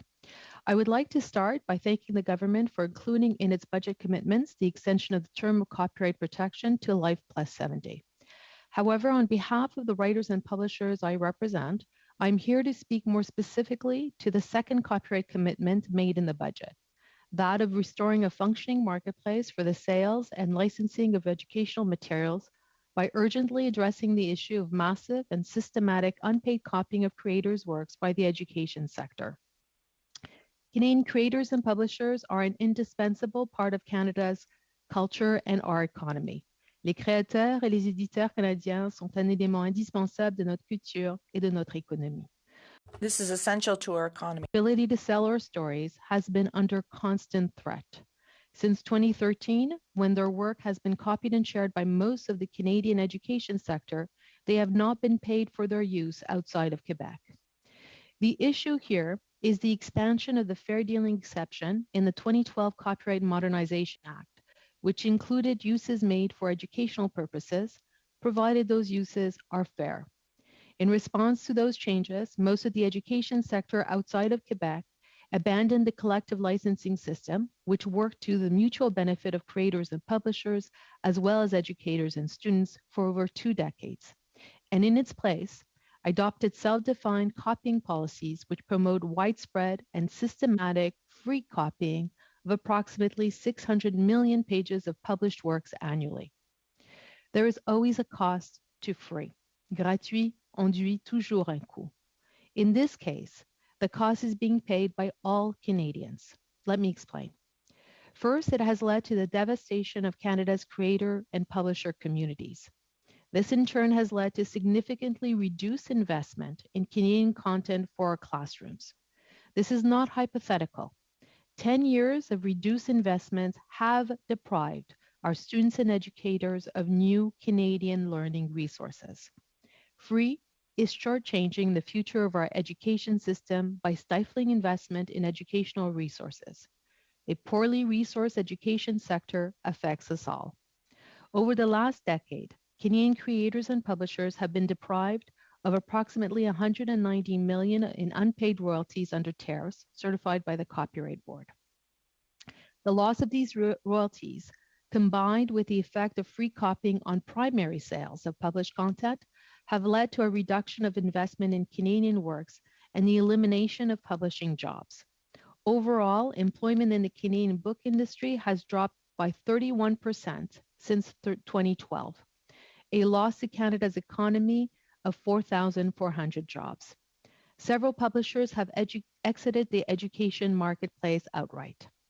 The uncertainty over the scope of fair dealing has led to a decade of litigation before the courts. And notwithstanding the years of litigation, including a trip to the Supreme Court, the uncertainty remains. Every day, I hear our members' frustration and anger about how increasingly difficult it is for them to make ends meet. What they want is what anybody would want, to be paid for their work. 10 years is an impossibly long time for anyone to wait to be paid. The good news is that consultations on these issues have already taken place, so the government can and must act quickly. Thanks to these consultations, we have 4 unanimous recommendations from the Standing Committee on Canadian Heritage in its 2019 Shifting Paradigms report. These recommendations continue to have the support of each of the opposition critics for Canadian heritage. The most important recommendation is Recommendation 18, which restores a functioning marketplace by clarifying that fair dealing should not apply to educational institutions when the work is commercially available. The government needs to act at the earliest possible opportunity. Time is of the essence. After 10 years of not getting paid, we cannot wait any longer. Thank you for your time, and I look forward to answering your questions. Thank you, Ms. Levy. Now we'll hear from Vivek Dehejia for up to 5 minutes, please. Thank you, Mr. Chair. When I gave testimony before this committee just 2 months ago, I expressed my concern about rising inflation in Canada. When I was last here virtually then, it was 5.7%. Since then, CPI inflation has jumped to 6.7% and now 6.8% and possibly will go higher. Inflation remains a big issue, and despite the bank's recent interest rate increase, both the central bank and the government are going to need to remain extremely vigilant that we do what we have to do to bring inflation back under control for reasons I went into in my last testimony in great detail. Today, I want to just highlight the fact that there is an important relationship between the large fiscal deficit, which fuels the currently high deficit and debt to GDP ratio, and rising inflation. Whenever the federal government increases the deficit, that money has to come from somewhere. And in the absence of new taxes, it comes from borrowing. When that happens, it puts upward pressure on interest rates and creates a problem economists call crowding out. Public spending sucks up investment dollars and makes private investment more expensive. The net effect is that the share of public spending in total GDP goes up relative to private spending. In other words, our economy becomes more socialized. The government projects both deficit and debt to decline, but these depend upon fairly optimistic assumptions about GDP growth. Now, with a protracted war in Ukraine, that seems more likely than ever to go on for quite some time, and pressure on energy prices, global supply chains. GDP growth may be low, zero, or even turn negative. We may go into recession, and that will create an even bigger problem. We've seen this movie before in Canada, both in the 1970s and again more recently in the late 1980s and early 1990s, and it never has a happy ending. Invariably, loose fiscal and monetary policies that lead us to stagflation have to be combated with tight fiscal and monetary policies. That invariably cause recession to occur as a byproduct of fighting high inflation and the stagflation problem. Now, that's an avoidable scenario if the government works harder to get onto a steeper path to bring the debt and deficit back down, and if the bank aggressively tackles inflation by raising interest rates and pushing ahead with its QT policy, that is, stopping buying government bonds and so forth, for which it needs the moral support of the government. One last word, Mr. Chair. We often hear that the current problems we face in Canada are, quote unquote, a global problem. But as I told the CBC a few days ago, this is a half-truth at best. High inflation in Canada is a product of a decade or more of loose monetary policies and high fiscal spending. So while it's true that part of the high inflation right now is a byproduct of Ukraine and energy prices, that isn't the whole story. And even if the problem is partly global, we can't outsource the solution to Washington, New York, Geneva, or I dare say Davos. The solution is right here at home in our fiscal and monetary policies. Thanks, Mr. Chair. Thank you, Mr. DeHegia. And now we'll hear from Elizabeth Long for 5 minutes, please. Thank you for allowing me to testify. I'm speaking to you today because I have grave concerns about the provisions in Division 23 with regard to the proposed changes to the Immigration and Refugee Protection Act. As an immigration lawyer with over 16 years of practice, I have worked with tens of thousands of individuals who have immigrated to Canada through skilled migration. The changes that are proposed in this bill are extensive and will have significant impact on hundreds of thousands of people who are looking to immigrate to Canada. They are controversial and should be examined thoroughly by experts in the field as a bill on its own, not as part of a budget bill. For those of you who are not well versed in immigration law, let me explain briefly what the proposed amendments mean. The proposed amendments have to do with a system called the Express Entry System. This system chooses the vast majority of immigrants in our immigration system. The latest figures published by IRCC list applications at over 332,000 in 2019 in 1 year, and this does not include accompanying family members. Here's how Express Entry works. Individuals who qualify under the three most widely used skilled migration categories are able to submit their profile into the Express Entry pool. The kicker is, just because they've submitted their profile into the pool, it does not mean that they can actually apply. They are issued a score based on their background, such as age, education, language proficiency, work experience, etc. In the current system, the government issues draws based on the individual scores and the categories that they qualified under to send invitations to apply.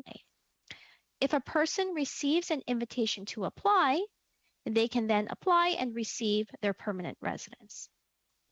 Now, the provisions in this bill essentially seeks to change how individuals will be selected to receive these invitations to apply. It allows the government to create groupings, which are currently undefined, to select those who can apply and obtain permanent residence. There are several reasons why this is problematic.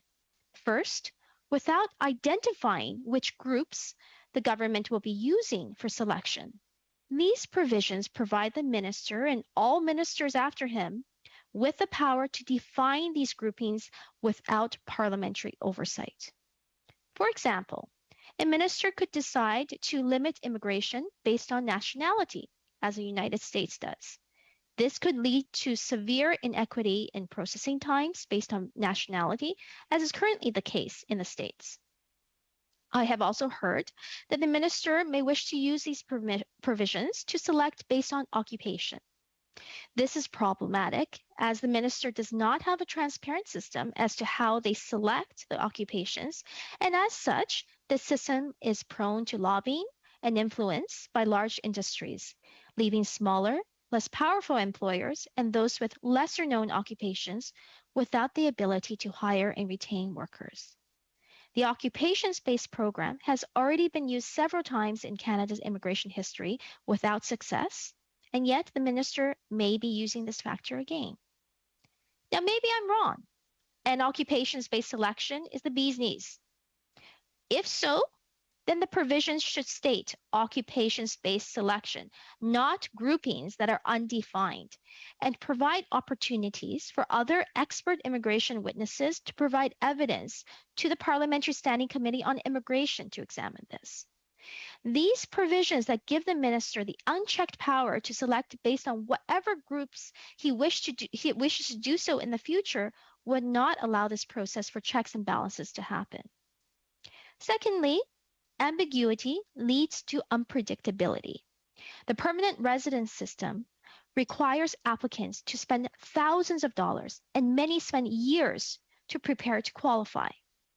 With this ambiguity of not knowing whether or not they would qualify, even if they invested their time and money, many individuals would be turned off by the system. Canada is in competition for the best and the brightest of this world through our skilled migration systems.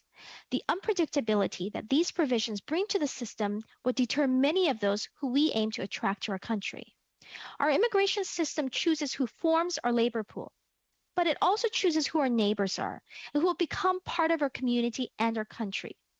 Surely, choosing who will form the vast majority of immigrants to our country warrants more than a brief consideration in a budget bill. Thank you. Thank you, Ms. Long.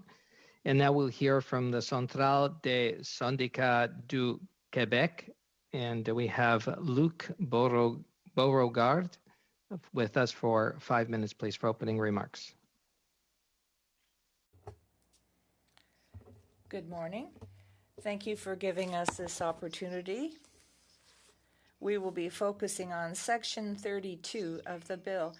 The CSQ represents nearly 200,000 members, including 125,000 who are in the education sector, including advanced education, which makes us the most representative organization in this sector in Quebec. The SEQ includes 11 federations that include a further 240 affiliated syndicates. Added to that is the AREQ, the Association of Retirees.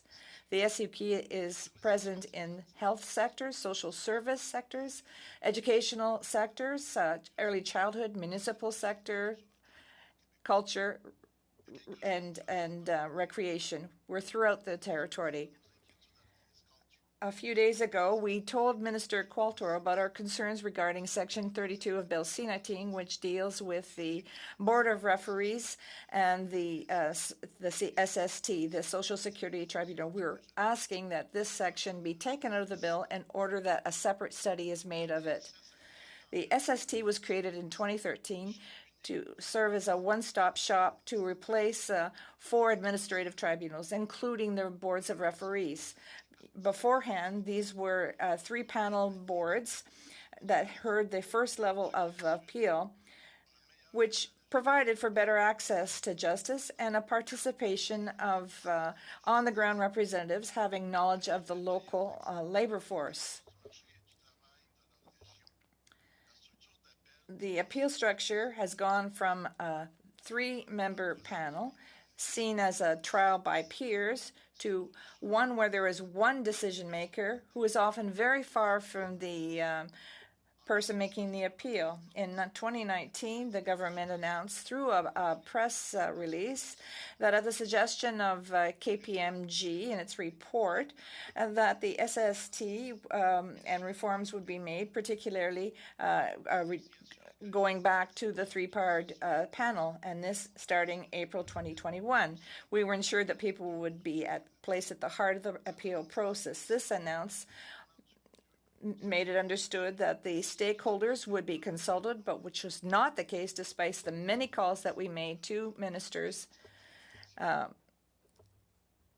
The bill provides that the SST will report solely to the President of the Commission. It's essential that the structure be tripartite to ensure the way that people who are representing the unions and employers are appointed, trained, and that they fulfill their mandate within the boards of referees. The board of referee will not be really a 3-panel person if the social partners are not directly involved in the selection and appointment service.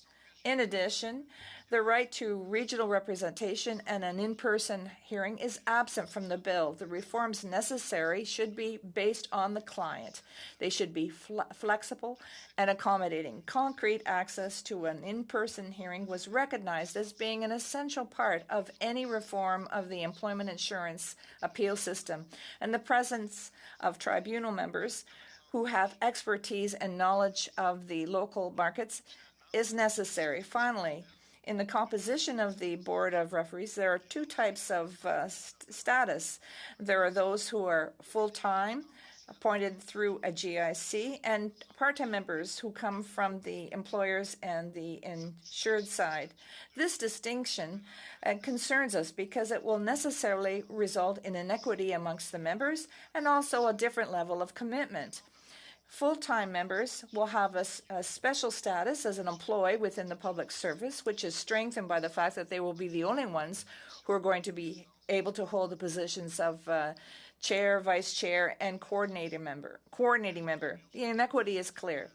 We would like to be consulted and have an opportunity to participate in creating the appeal process. The provisions proposed in the bill do not reflect what was put forward by the government at the start of the process. Of course, we understand the delays caused by the pandemic, and we do understand that. But this is an important file, and if no changes are made to the current provisions in the bill, we feel that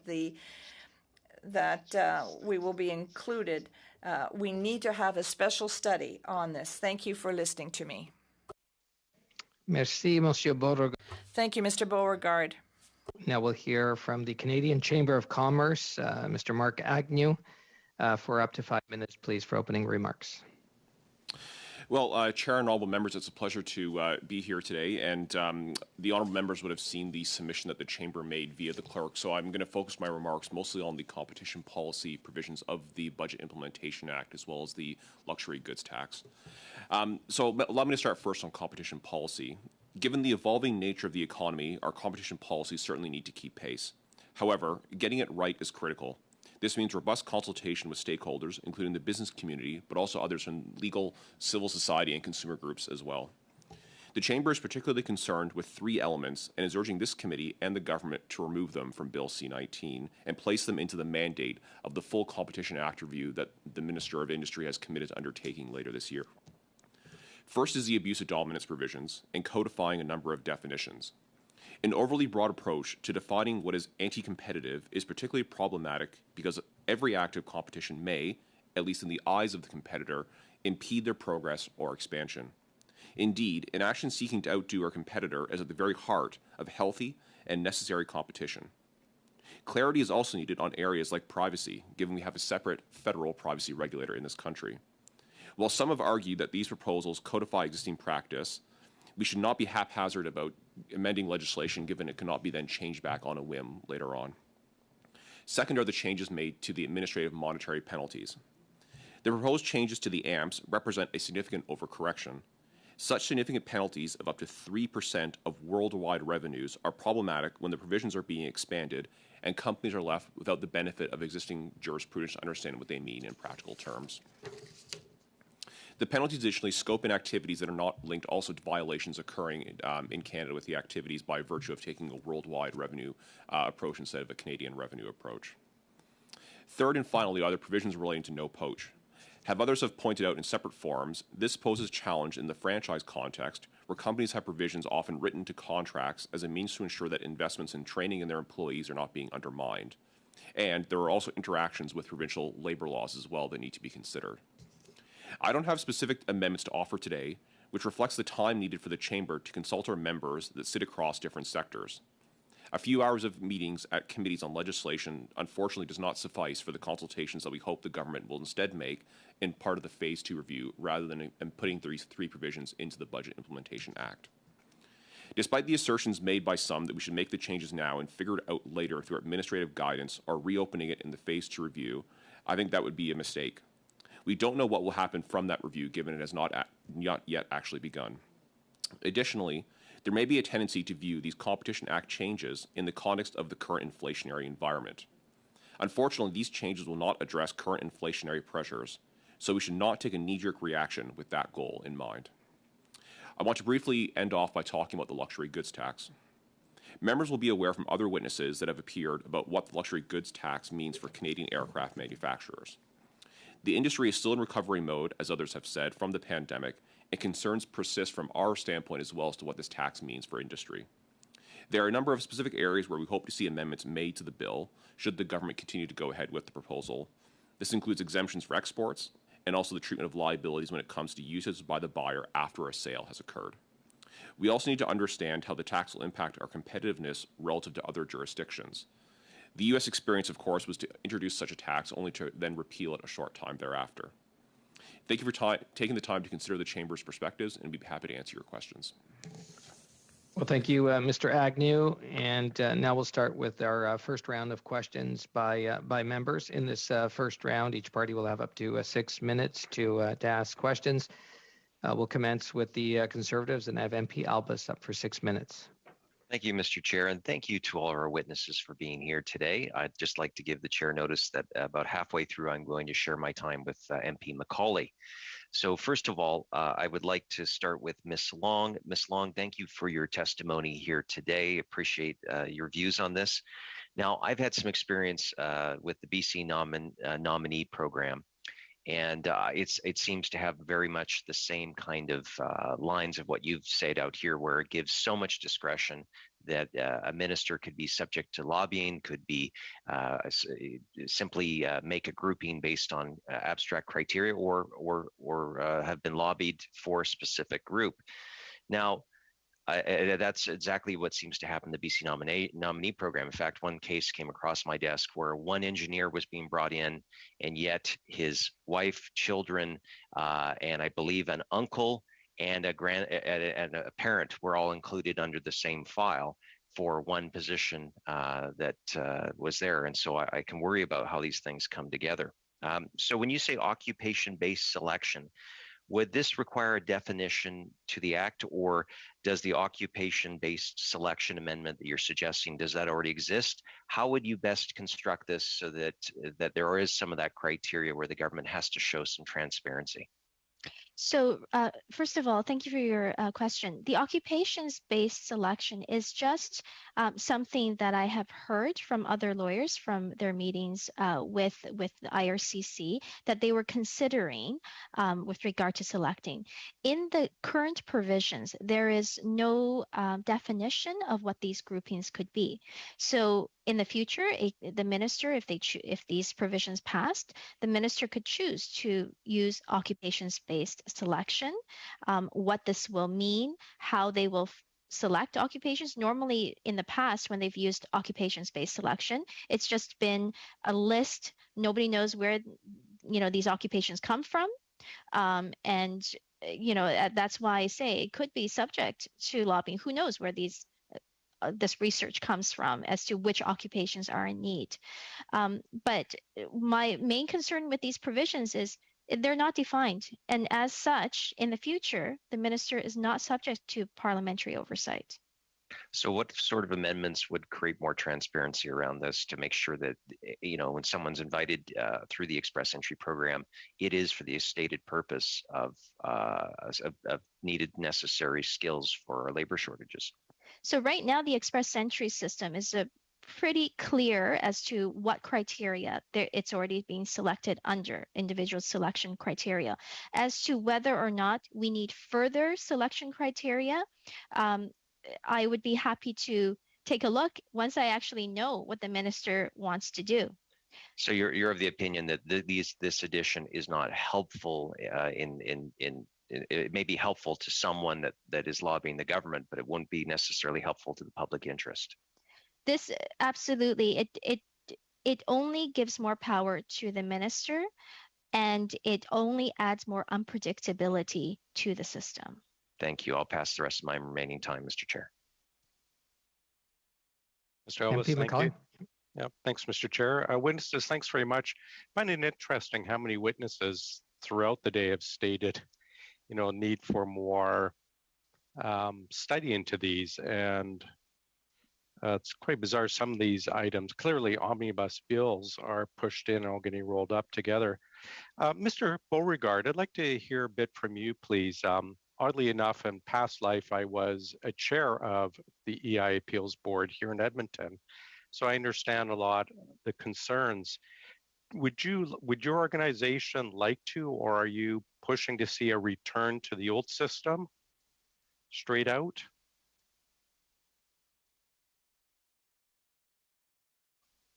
Monsieur Beauregard. Mr. Beauregard. I'm sorry.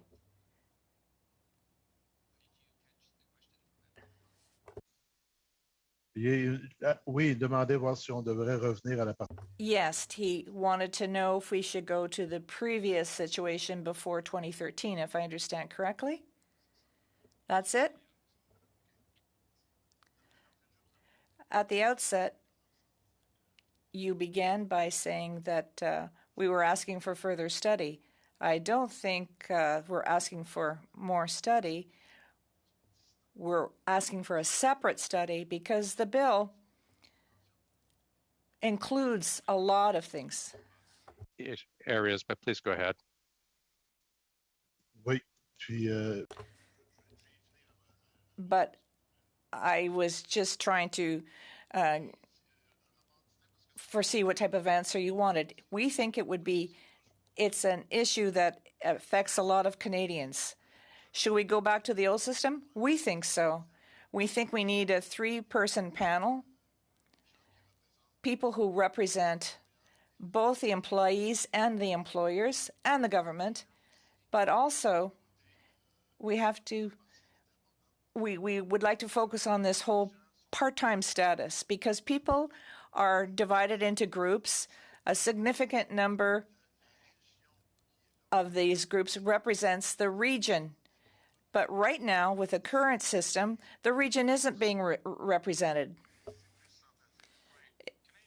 Beauregard, do you see any advantages of the SST that can be carried over to, if we revert back to the old system, perhaps speed of hearing cases so people are not waiting in limbo so long? Or is it just needs to be thrown out altogether and start afresh? In a very short answer, Mr. Beauregard. I don't think we had a notion that worked before 2013. Quick answer, it worked before. There was a quick turnaround time. There was a 3-panel panel that looked at the first level. These people knew what the field was like. That's the position that we feel is the most attractive one. Go back to the old system. Merci, MP McCauley. And now we'll move to the Liberals, and we have MP MacDonald for 6 minutes, please. Thank you, Chair. I'm going to go to the Canadian Chamber. just in regards to competitiveness and maybe innovation a little bit, but over the past number of years, we've certainly seen many businesses complain to governments, provincially and federally, relevant to interprovincial trade barriers. And when we're talking about competitiveness, I believe that's a huge issue. And I'm wondering, Mr. Agnew, if you have any advice for policymakers on how we increase or better adapt to the competitiveness from province to province within Canada, getting our own house, I guess, in order before we start worrying about international trade. Yeah, so I'll try to tackle that as best I can. It's a fairly broad question that probably behooves several committee meetings worth to discuss. But the one I think overarching point I would make about it is that when we talk to companies, it's easy for us as policymakers and people here in the Ottawa bubble to get really caught up on what is this level of government doing and what is this silo of government doing, what is that department doing. It might be 3 levels of government, but it's one company at the end of the day that has to bear the cumulative burden of these things, whether it's tax decisions, regulatory decisions, the ability to attract talent from both within and outside of the country. And so having a much more robust economic competitiveness perspective to how taxes are done, what is going to be the impact on business competitiveness when we pass a new regulation, what does it mean for businesses? I could sit here all afternoon and list off things that people aren't happy with and they want to see change in the agriculture sector or the digital economy.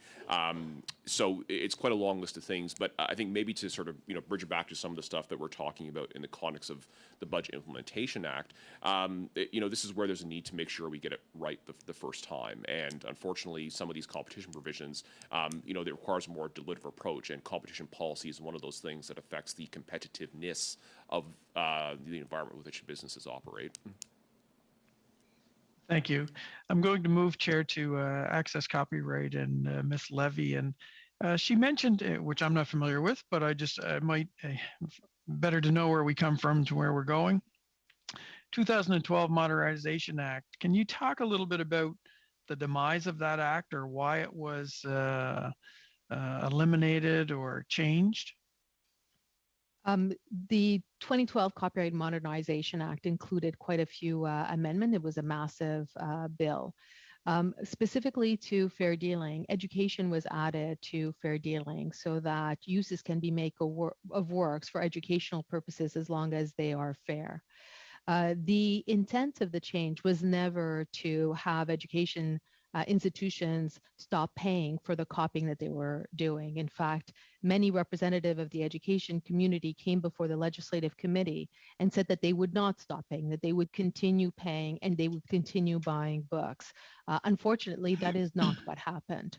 And immediately, within weeks of the act coming into force, educational institutions stopped paying for the copying of the books and essentially decided to do the copyings for free under the rubric of fair dealing. So the idea of fairness, what is fair and what is not fair, is where the rubber hits the road and it gets super complicated and we end up in courts for years and years and years. The surest way to solve this problem is to provide more parameters around fair dealing and to do what the UK and Ireland and New Zealand, who also have educational fair dealing for educational purposes, what they've done.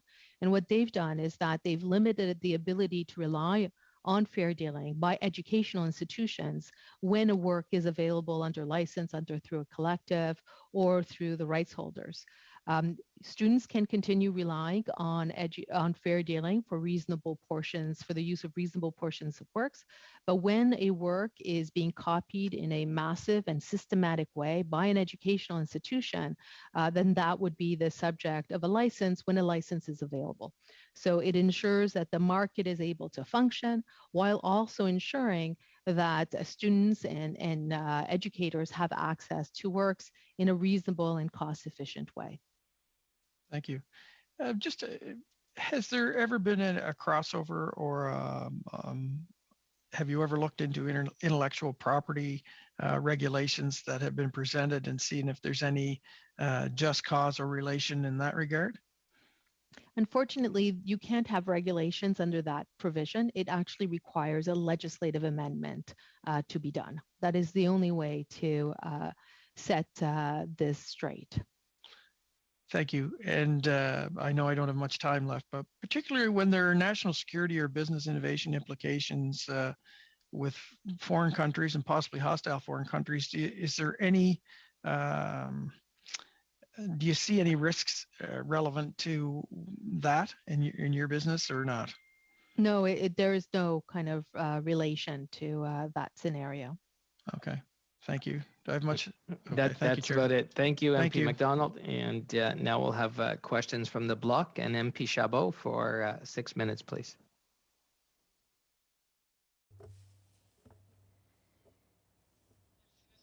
Thank you, Mr. Chair. Can you hear me okay? Good morning, everyone. And thank you to all the witnesses for coming. My question is for Mr. Beauregard. Good afternoon. Section 32 of the bill, C19, includes several reforms, and the bill has more than 400 pages. We can see that things are delayed with employment insurance. We were promised changes in 2015. Nothing happened except for some small changes. In 2019, we talked about a significant reform of the Board of Refers by implementing 3-person panels, and now we find ourselves with this section where we can see that this word no longer figures there. So you've talked about taking this section out and looking at it separately. Why do you feel that everyone feels a need to have a separate study for this section? Thank you, Madam Chabot, for your question. Why take Section 32 out of the bill? I think we could take a time to do an in-depth study of the question. We have talked about a reform. There was supposed to be one in 2015. No progress was made. And I thought to myself, let's do this reform properly and get down to the crux of the matter. Section 32 is one of many different reforms that need to take place. So I think we need to take it out and do a proper study on employment insurance. As for this 3-person panel, the number is there for the time being, but there are so many things that are different. The very form is very different from what existed beforehand. We think that it would cause problems if it was applied as it's written. So I can stop there, but this is something we need to take a second look at. If I understand you correctly, and I think this is going to be drawn to, that you have drawn this to everyone's attention. I think you've made the case for the need for a proper study. We've heard others. We've already waited 2.5 years for this reform. We can wait a little bit longer. There's another issue. Why should the appeal process for EI include regional representation and an option to have an in-person hearing? Thank you. If we go back to the pre-2013 system, people had an in-person hearing.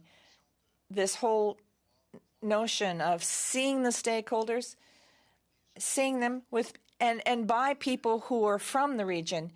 In Quebec, there are about 15 to 20 regions that are represented. And so when these were people who were prepared to participate. They had knowledge of the area. They really understood the situation. You can understand that a seasonal work in BC compared to a seasonal worker in the Gaspé? Well, maybe some things may be similar, but there's a lot of things that are different. And the importance of the regional flavor is very important so that the system will be equitable. Do you expect as a union to have a role to play in the appointment of these people who are going to be sitting on the Board of Referees? Yes, clearly. We are hoping that we will have a role to play like we used to. I do understand that Section 32 does not meet your objectives. No. As I said, Section 32 does not meet our needs. And have you heard any feedback that this might be possible to carve out this section from the bill? Particularly since it has no monetary impact. Normally, a budget bill deals with the budget. No, we haven't heard anything. You've had no answer? No, none whatsoever. Despite the letters that I sent, as I said, we sent a letter to Minister Caltro on this matter. And how important is it that we look at the process in the region and the right to be heard in person? Why is this new tribunal, the fact that it reports to the EI Commission and not to just one person, why is that important? Well, there's the whole issue of influence, both on the employee and employer side. So the real, when you have three people on a panel, they have to work together. And if they're only there just as to consult, well, it doesn't make sense. When you're part and parcel of the decision-making process, you take time and you analyze the situation. We feel it would be dangerous to put this power in the hands of one person. Do I still have any time remaining? Thank you. Yep. There'll be other rounds. Now we'll have questions from MP Blakey for the NDP for 6 minutes. Thank you. So over to Ms. Long, I was just hoping that we could talk a little bit more about some of the risks inherent in the government's approach to the express entry system. And so I guess one place to start is just making the change based on kind of membership in a group versus being explicit about the fact that these appear to be intended to be occupational lists.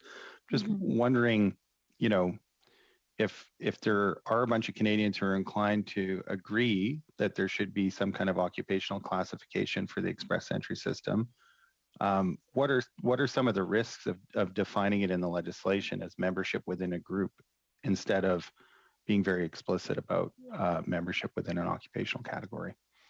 Right, because, this may be the intention right now for the current minister, but these provisions give power to any minister in the immigration system. So, for example, maybe one minister might think that selection based on nationality, this is what they do in the States. That might be something that they want to do. Or there may be, there's an endless variety of selection. And the issue is that right now, the minister is subject to parliamentary oversight when they want to make changes to the selection criteria. With these provisions, there will be no parliamentary oversight. And so if the government were more clear in the legislation about their current intent, that would also provide opportunities for Parliament to weigh in when a different government or even the same government decided that they wanted to make alterations to the express entry system. Is that Yes, that's right. If they defined it instead of just ambiguous groupings, if they defined it as based on occupation-based selection, then at least we know that's their intent and that they can only select based on occupations. But at that point, I would also like to argue that it would be best to have there time for other immigration witnesses to speak about this provision and the benefits and costs and the costs of doing an occupation-based selection, and rather just have just a brief debate in a finance committee on a budget bill. And are you aware of some examples in the past of where an immigration minister has abused discretionary authority within the system? And how do you think a more public system with more transparency and more clarity around the determination of rules for the express entry system would help to avoid similar kinds of abuse in the future? I don't necessarily know if it's intentional abuse. I think every minister, they do what they feel is right with regard to what they think, but the end results are often problematic. For example, this year, we have had a huge issue with backlog with the express entry because last year, the Minister of Immigration last year decided to impose a system under the ministerial instructions, which they are now able to do because of the wide discretionary powers, which was occupation-based. And they filled up all of the inventory for this year last year in October. And so now we are facing a huge issue in immigration because of, just a discretionary decision by a minister, which was not consulted with immigration experts in the field as to whether or not this would be a good idea. So I guess one of the questions that comes up then, when we're talking about a really high level of discretionary authority for a minister, people might say, okay, well, circumstances change, we need to have some flexibility. But I'm wondering, within the immigration community, who talk about, what targets Canada should have, what criteria we should have for entry. I mean, is it your impression that things are changing so much year to year that the minister has to be empowered to have this kind of discretionary authority, or is it more so the opinion that that immigration is meant to respond to medium to long-term kind of strategic economic factors, or certainly the express entry system is. There are other parts of the immigration system based on moral considerations about family reunification and refugees. But within the economic immigration, is it the view that this is really a medium to long-term strategic thing, and we shouldn't need to make major program changes year to year under the discretion of a particular individual, as opposed to having a more strategic process? Absolutely. I think, everybody likes to have, if they're the decision makers, they like to have flexibility in their decision making. It would be nice if they made a decision, they could just carry it out. But on the other side, you have people who depend on their decisions. People, when they go through the immigration system, need to structure their lives. They get a lot of points by studying in Canada, for example. They get a lot of points by doing certain sorts of occupations. Now, when people actually are planning their lives out and spending probably hundreds of thousands of dollars going to school in Canada, going and finding a job, and then all of a sudden, the system changes and they are no longer able to go and apply for permanent residence. This creates havoc for the applicants, for this, the situation in Canada right now, where because of the backlog, we have hundreds of thousands of people who can't apply under the express entry system. And it also is very detrimental to Canada's reputation and our ability to attract the very people who this system is meant to attract. Thank you, and thank you, MP Blakey. And that concludes our first round of questions. We're moving to our second round, members and witnesses. We're commencing with the Conservatives, and we have MP Chambers for 5 minutes, please. Thank you very much, Mr. Chair. Nice to see everyone here. Thank you for taking time this week to be with us. Excellent presentations. Would like to just swing back to the chamber, if I may, for most of my time, Mr. Chair. Mr. Agnew, you talked about two issues. I'd like to focus on both, but the first one, let's talk about the Competition Act changes. are there challenges in principle with these changes, or is it mostly around process and in interpretation and having some ability to have feedback on some of this legislation before it becomes law? Yeah, absolutely. It is the latter. We don't have any challenge with discussing how to modernize the penalties because admittedly they are quite small today. We don't have a problem with talking about abuse of dominance because we want to make sure that there is something in there that balances the needs of both businesses and consumers. But I mean, unfortunately, I think what we saw in the budget document, which was going to be something that was a bit more narrow in scope, has ended up being quite a broad piece now in Bill C-19. And so certainly having a more robust consideration of those and a more structured process as part of the phase 2 that the government has committed to doing already, I think it would be the way to go about having that conversation. And in terms of process, it doesn't really seem that, from your perspective, is there a pressing need that this has to become law by the end of the session by June? Is it possible that we could perhaps consult on some of these changes over the summer, not at this committee, but with the respective stakeholders within industry, and then perhaps put a refined version of these in the budget bill in the fall? That's correct. There is no need to press through with changes before the end of the spring sitting of Parliament. As I alluded to in my opening comments, there has been a tendency, I think, of some to link the Competition Act changes to what can address the current inflationary environment. And certainly our view is that these changes, if they're enacted, in June, they're not going to move the dial on inflation. And so we need to make sure that we get it right as opposed to getting it done quick. Thank you. And we heard last week, actually, a stakeholder mention questions around constitutionality of at least one of the sections. Is that a view that you've either looked at as the chamber, or have you sought external opinions that give you the same kind of concern? Yes, so we've sought out the views of our members, and we have heard, from some of them the concern about the scope of the penalty size and what that does mean from a constitutional perspective. Thankfully, despite all my sins, I'm not a lawyer, didn't have to go to law school, but this is the sort of thing where we do need to have, again, a fairly rigorous discussion about it, because, again, some members have raised that constitutional concern with us. Thank you. I'll just turn now to the recreation tax or the boat tax, as we've talked many times here at this committee. You mentioned about the U.S. having gone down this road and reconsidered. What's the experience there that we should be drawing on here in Canada? So I'm not familiar with all the ins and outs of the U.S. experience, but I think there's a couple of things to consider. One is actually what will be the impact on manufacturing jobs, because this is a very real business cost that is imposed upon companies, and certainly in the current, again, inflationary environment and the recovery from the pandemic, companies have an even thinner margin and less maneuver room to go with. And then, of course, the other thing too is if other jurisdictions aren't doing this, people are going to be looking for circumvention measures, and so are those jobs just going to go in and move elsewhere? And so the people that are intending to be sort of taxed have just kind of moved the economic activity, and of course we have nothing to show for it here on the domestic end.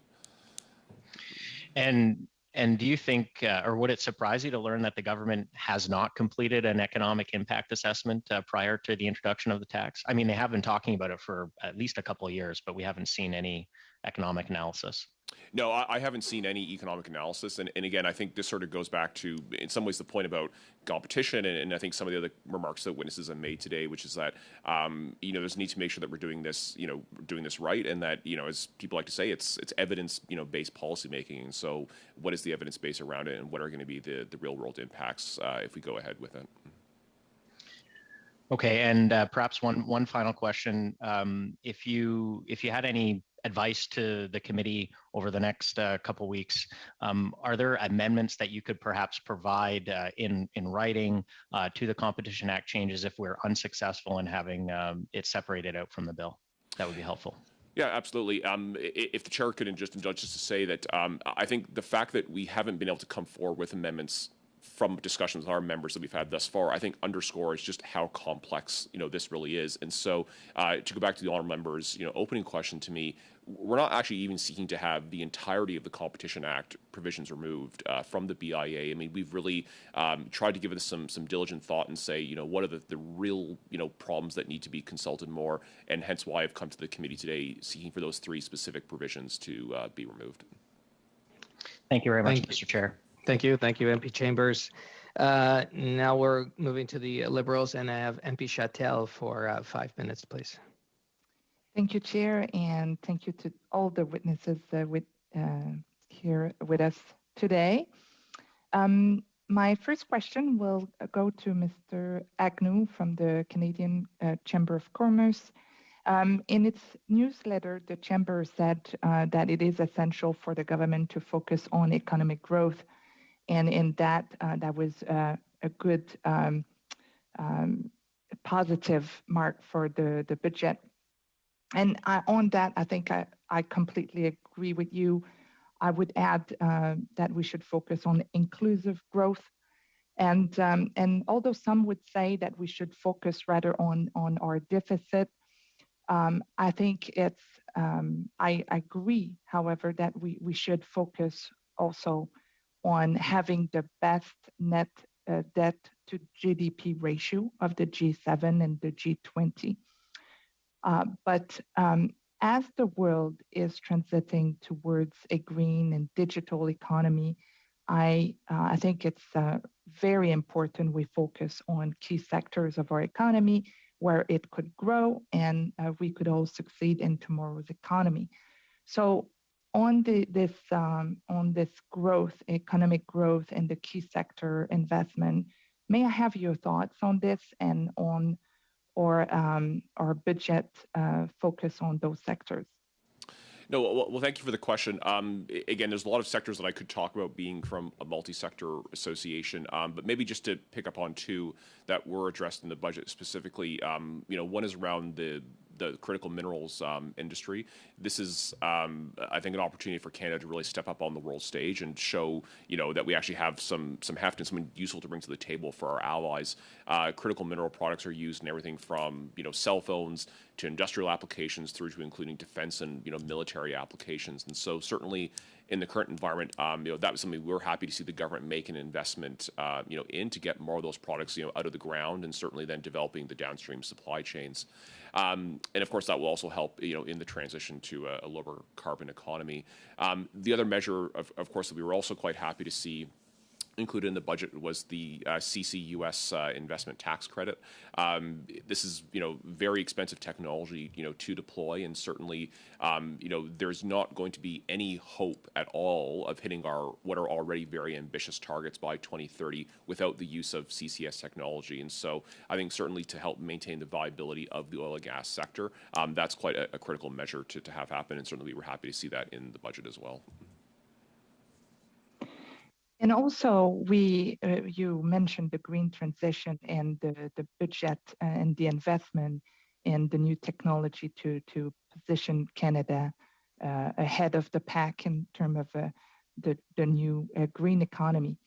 But often the transition towards a green economy is discussed at a higher level, more fundamental ecological level.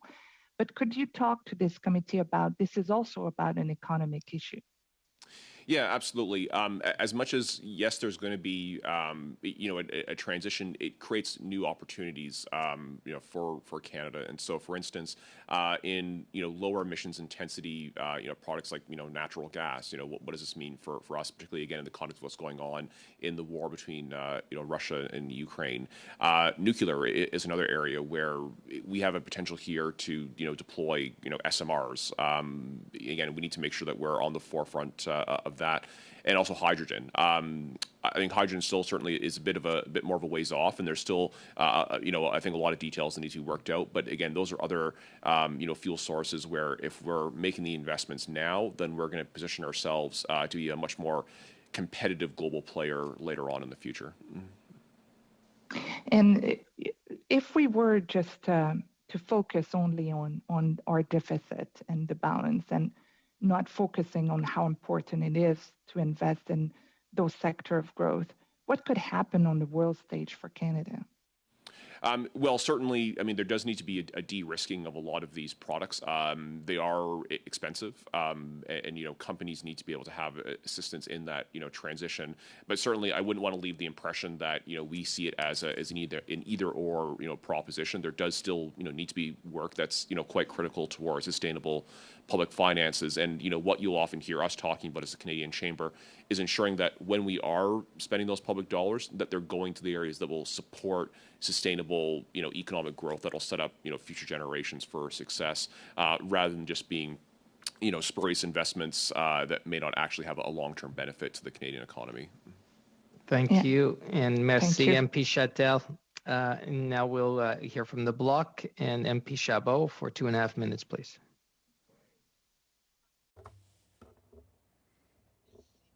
Thank you, Mr. Chair. 2.5 minutes? Okay.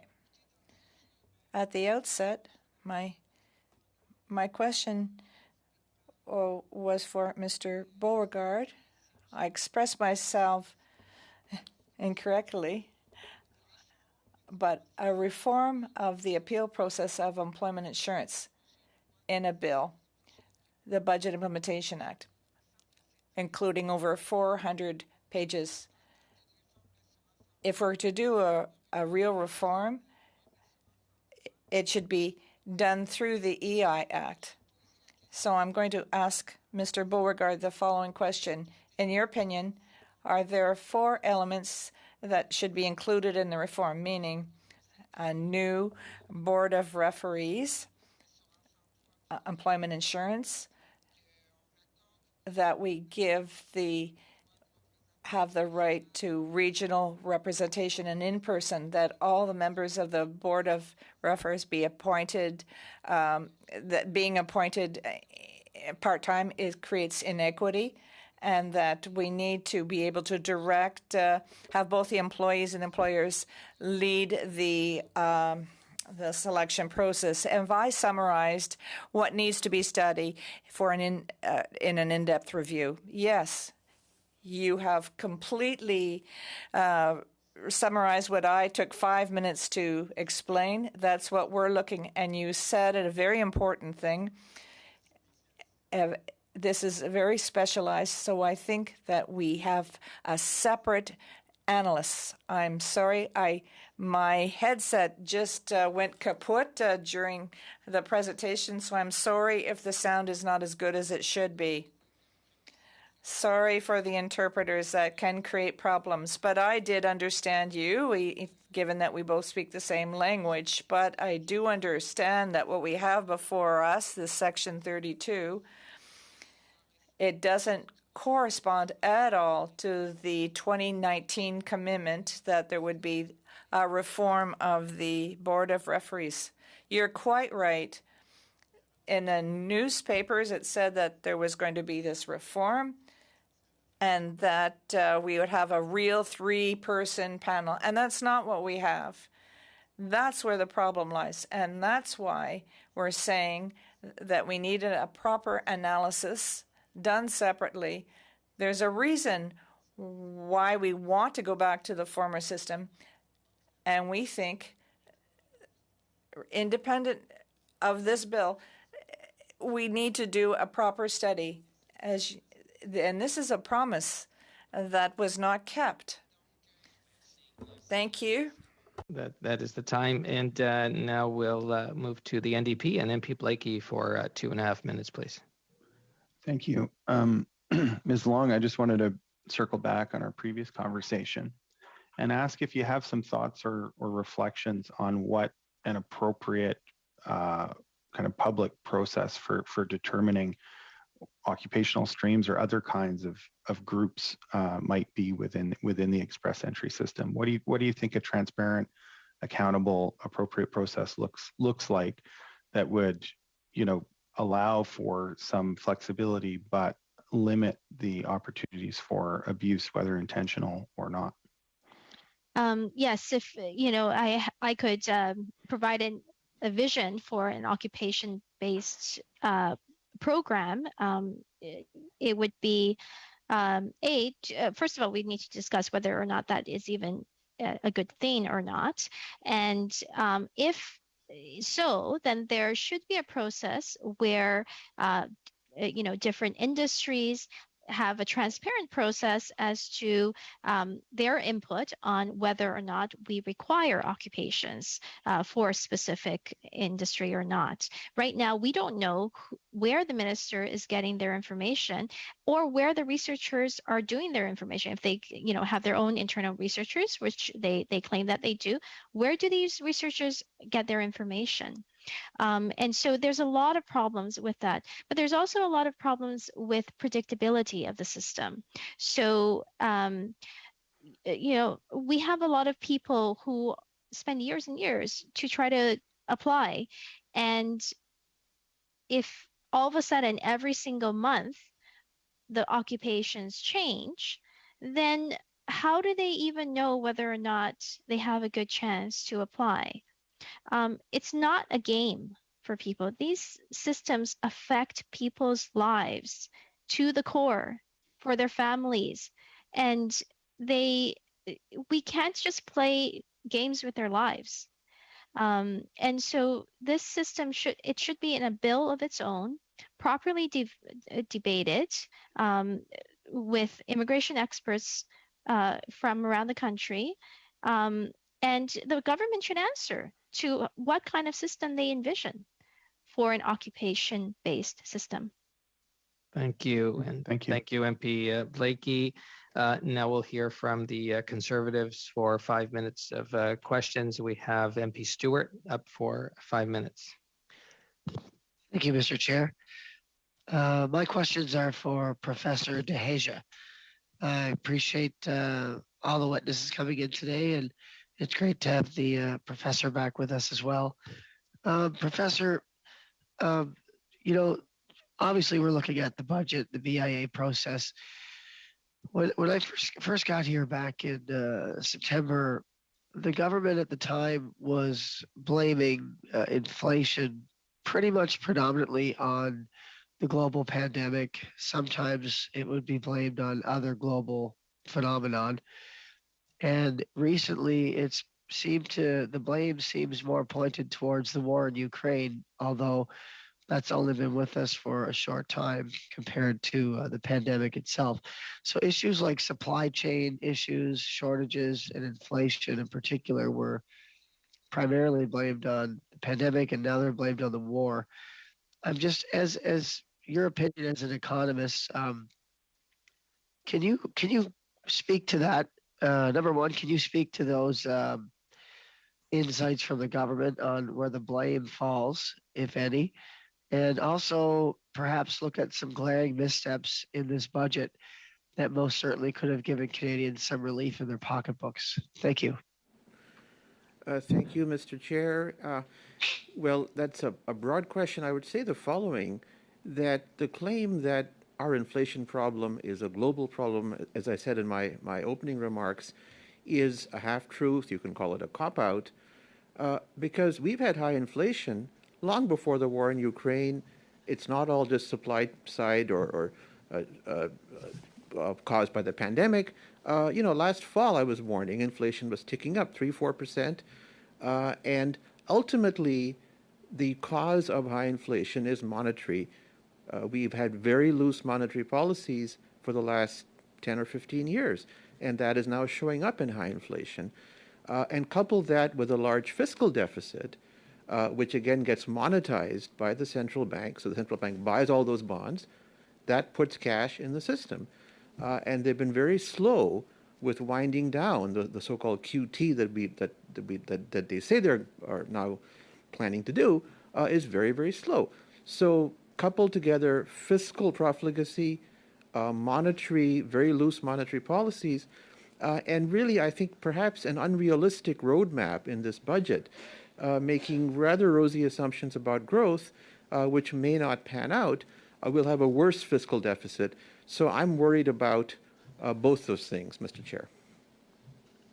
Thank you. Thank you, Professor. Obviously, it seems like there's a level of complacency with the government with respect to inflation. But following up on your points, I should stress that government seems somewhat oblivious to the struggles of average Canadians as they further driving the divide between rural and urban. I see it here. My riding is very rural. We have very few options for plugging in electric cars. Like I think my riding is a couple times the size of Prince Edward Island. And I think I might have 2, maybe 3 places to plug in. And it would take many, many hours to drive around my constituency. In my riding as well, Northumberland County, for the most part, the median income is $34,500 a year. Food and fuel prices are forcing families to make hard choices they never had to make before. Do you believe that it's time that this government removes their punitive carbon tax on fuel in Canada to give low and medium income families relief at the pump and in the grocery store? And wouldn't this reduction take some of the pressure off of inflation? Thank you, Mr. Chair. Yes, I do think so. I think there'd be several benefits from slashing carbon taxes. One is we've seen that we are in a very energy insecure world. There's a war going on right now in Ukraine. Teaches us, we can't be complacent about this, and we actually have made in Canada energy. So we would not only be helping consumers by giving them lower prices at the pump, that'll feed through to lower food costs, lower transport costs, travel costs. So it's good all in terms of most sectors of the economy, but also it will be less punitive in terms of our gas sector, oil sector. So I'd say all told, we do need, look, there are families that I know that you know that really can't make ends meet. Families on fixed incomes or low incomes simply can't pay the rent and buy food. So we are in a real crisis, and I must say I'm surprised, disappointed that the government doesn't seem to be more concerned about this, Mr. Chair. Thank you, and thank you, MP Stewart. And now we'll hear from the Liberals, and I have MP Baker for 5 minutes, please. Thanks very much, Mr. Chair. I'd like to begin my questions to our representative from Access Copyright, and just speak to the government action on the extension of copyright protection from 50 to 70 years. Could you speak to why this is important for creators and for Canada's international reputation? Oh, absolutely. The international norm now is Life plus 70. And it has been for a long time. So all of Canada's major trading partners have been at Life plus 70 for a very long time. Canadian rights holders are at a disadvantage when in Canada, the term of protection is shorter than what it is at the rest of the world. So this will allow Canadian creators to be more competitive and for Canada to be more competitive in the cultural sector. So can you speak to can you talk a little bit about the impact for those of my constituents who might be watching this who aren't, close to the cultural sector? We're all beneficiaries of it, of course, but how does that impact creators? How does that impact our economy? Could you speak to that a bit? Sure. It extends the time under which a creator and the estate of the creator as well as the producers of the works will be able to monetize and get a return on their investment. This is absolutely critical to ensuring that there is continued investment in creative works. Okay, thank you very much. Thanks very much, Ms. Levy, for your time here. I'm going to switch over, if I may, and I'd like to now, if I could, switch over to one moment here. I'm trying to pull up my questions here. I'd now like to switch over and ask about to Mark Agnew. I'd like to ask a question about the investments in zero emission vehicles, charging infrastructure. Can you help talk a little bit about the importance of that? What you think that impact is for some of your members who are in that industry or seeking to grow within that sector or in sectors that are adjacent to it and would be beneficiaries from the expansion of zero emission vehicle infrastructure and the expansion of the use of zero emission vehicles by Canadians? Yeah, so there's a couple of different things that most readily come to mind, and certainly be happy to send more information to the member in writing afterwards. But one, for instance, is as everyone is going to be going out at some point in coming years ahead to think about electric vehicle purchases. We're still at a relatively small market share right now, so even a increase on a relatively small base is still a relatively kind of large jump relative to kind of where we are today. Sorry, I muddled on the math there, but I think you get what I was trying to say. So there's going to be, I think, a need for even greater and more reliable needs to generate electricity to power these electric vehicles as demand goes up. Is probably a cleaner way to put it.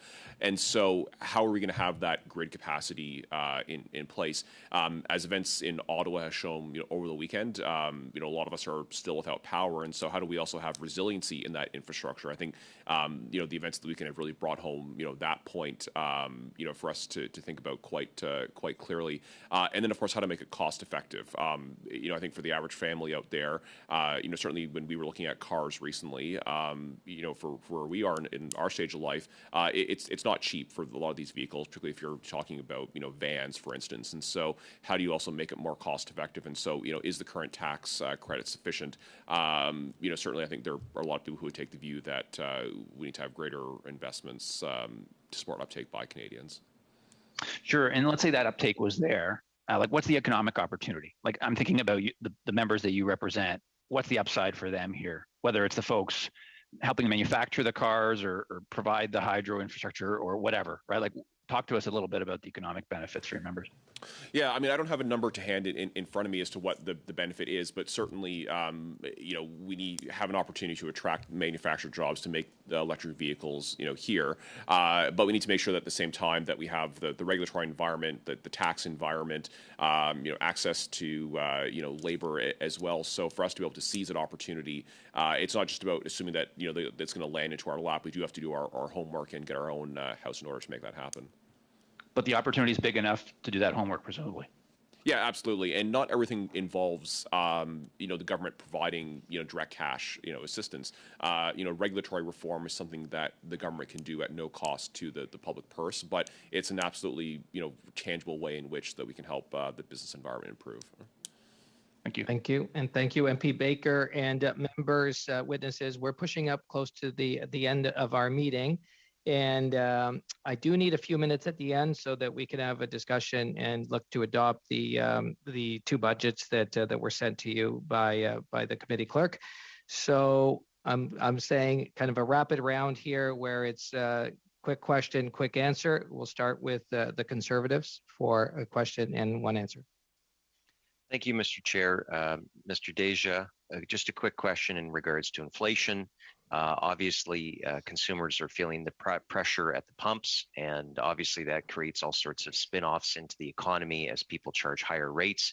Do you believe that now is a time for the government to introduce a temporary reduction in the GST on fuel? Yes, that's one word answer, Mr. Chair. Okay, well, that was quick. Well, thank you very much. And now we'll move to the Liberals again for a quick question and one answer. I believe I have MP Zerowitz. Thank you so much, Mr. Chair. I want to thank everyone for their excellent testimony. My question is over to Ms. Long. Ms. Long, I just want to say a huge thank you to you. I very much appreciate your experience and your testimony today and your exchange with my colleague, Mr. Blakey. As someone who's worked quite heavily on the immigration file for the last 6 years, I'm very familiar with the express entry system and its failings. And even before the pandemic, we had huge job needs. So we had labor shortages. And what was happening is so many industries were not able to bring in legitimately key workers because the system didn't facilitate skilled or semi-skilled workers from coming in. And now after the pandemic, we now have this huge need in so many different sectors. And I suspect, and you mentioned this as well, the minister was probably trying to say, how is that we maybe can sort of address these huge labor shortages very quickly. Now, I'm going to ask you a similar question. You'll probably have to write the answer in since we don't have a time for a response.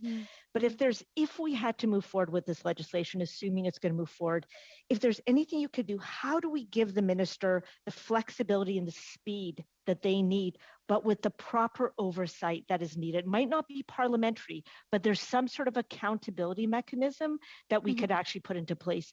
If you could kindly put some thought to that, that would be really appreciated.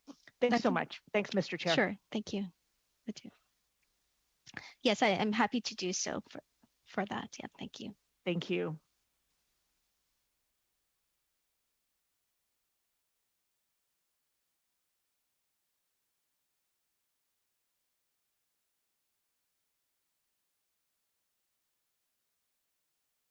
It You're on appears mute, that the Mr. chair is on mute. My apologies. I was thinking that MP Chabot was on mute. So, okay, for a quick question and answer, MP Chabot. My apologies, members. I'm very disciplined, Mr. Chairman. I didn't hear you at all. But if I understand, I just have about 15 to 20 seconds to allow Mr. Beauregard to speak how to explain how important his suggestions are on the importance of this EI reform.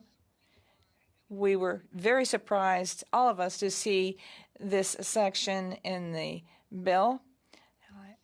What message would you like to send to the government to ensure that they meet their objectives of reforming the system?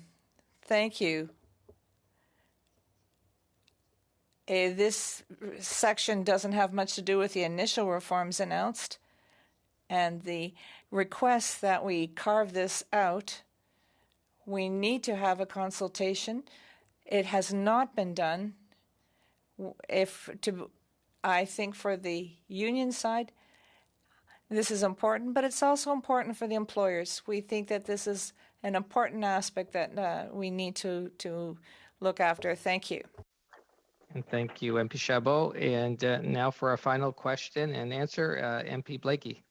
Merci beaucoup. Monsieur Beauregard. Thank you. Mr. Beauregard, we have heard from several unions that want changes made to the Board of Referees, but that this whole issue be carved out of the bill and looked at separately. And also, we've also heard that the members of the boards should not have separate statuses, and we have to ensure right to regional representation and in-person hearings. In your opinion,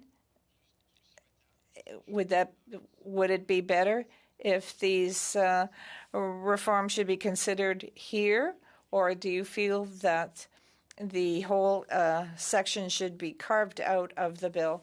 Thank you for your question. If the changes are made, so much the better. But I think that there are other amendments to the EI that need to take place, and that wouldn't prevent the discussion from occurring. And since we're going to do this, why not carve out this section and really do a complete analysis of the whole file? And these changes can be made at that time. And this will cover everything dealing with EI. Thank you. Thank you. Thank you, MP Blakey. Thank our witnesses on behalf of the committee. We thank you. I know you came together in a very short order, limited time, and we thank you even for any technological issues that we had today. But the questions were great and the answers were greater.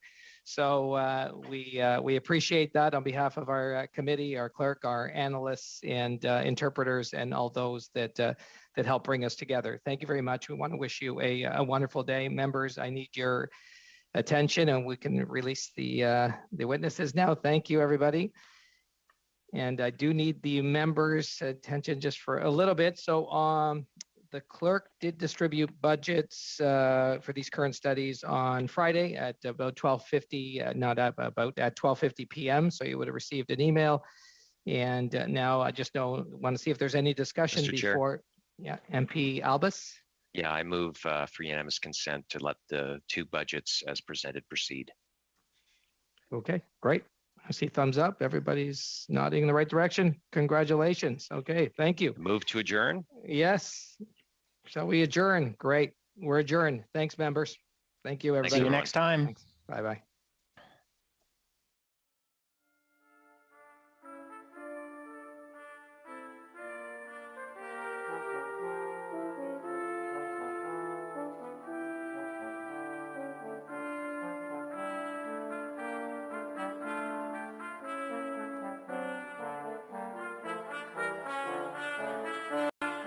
Thank you.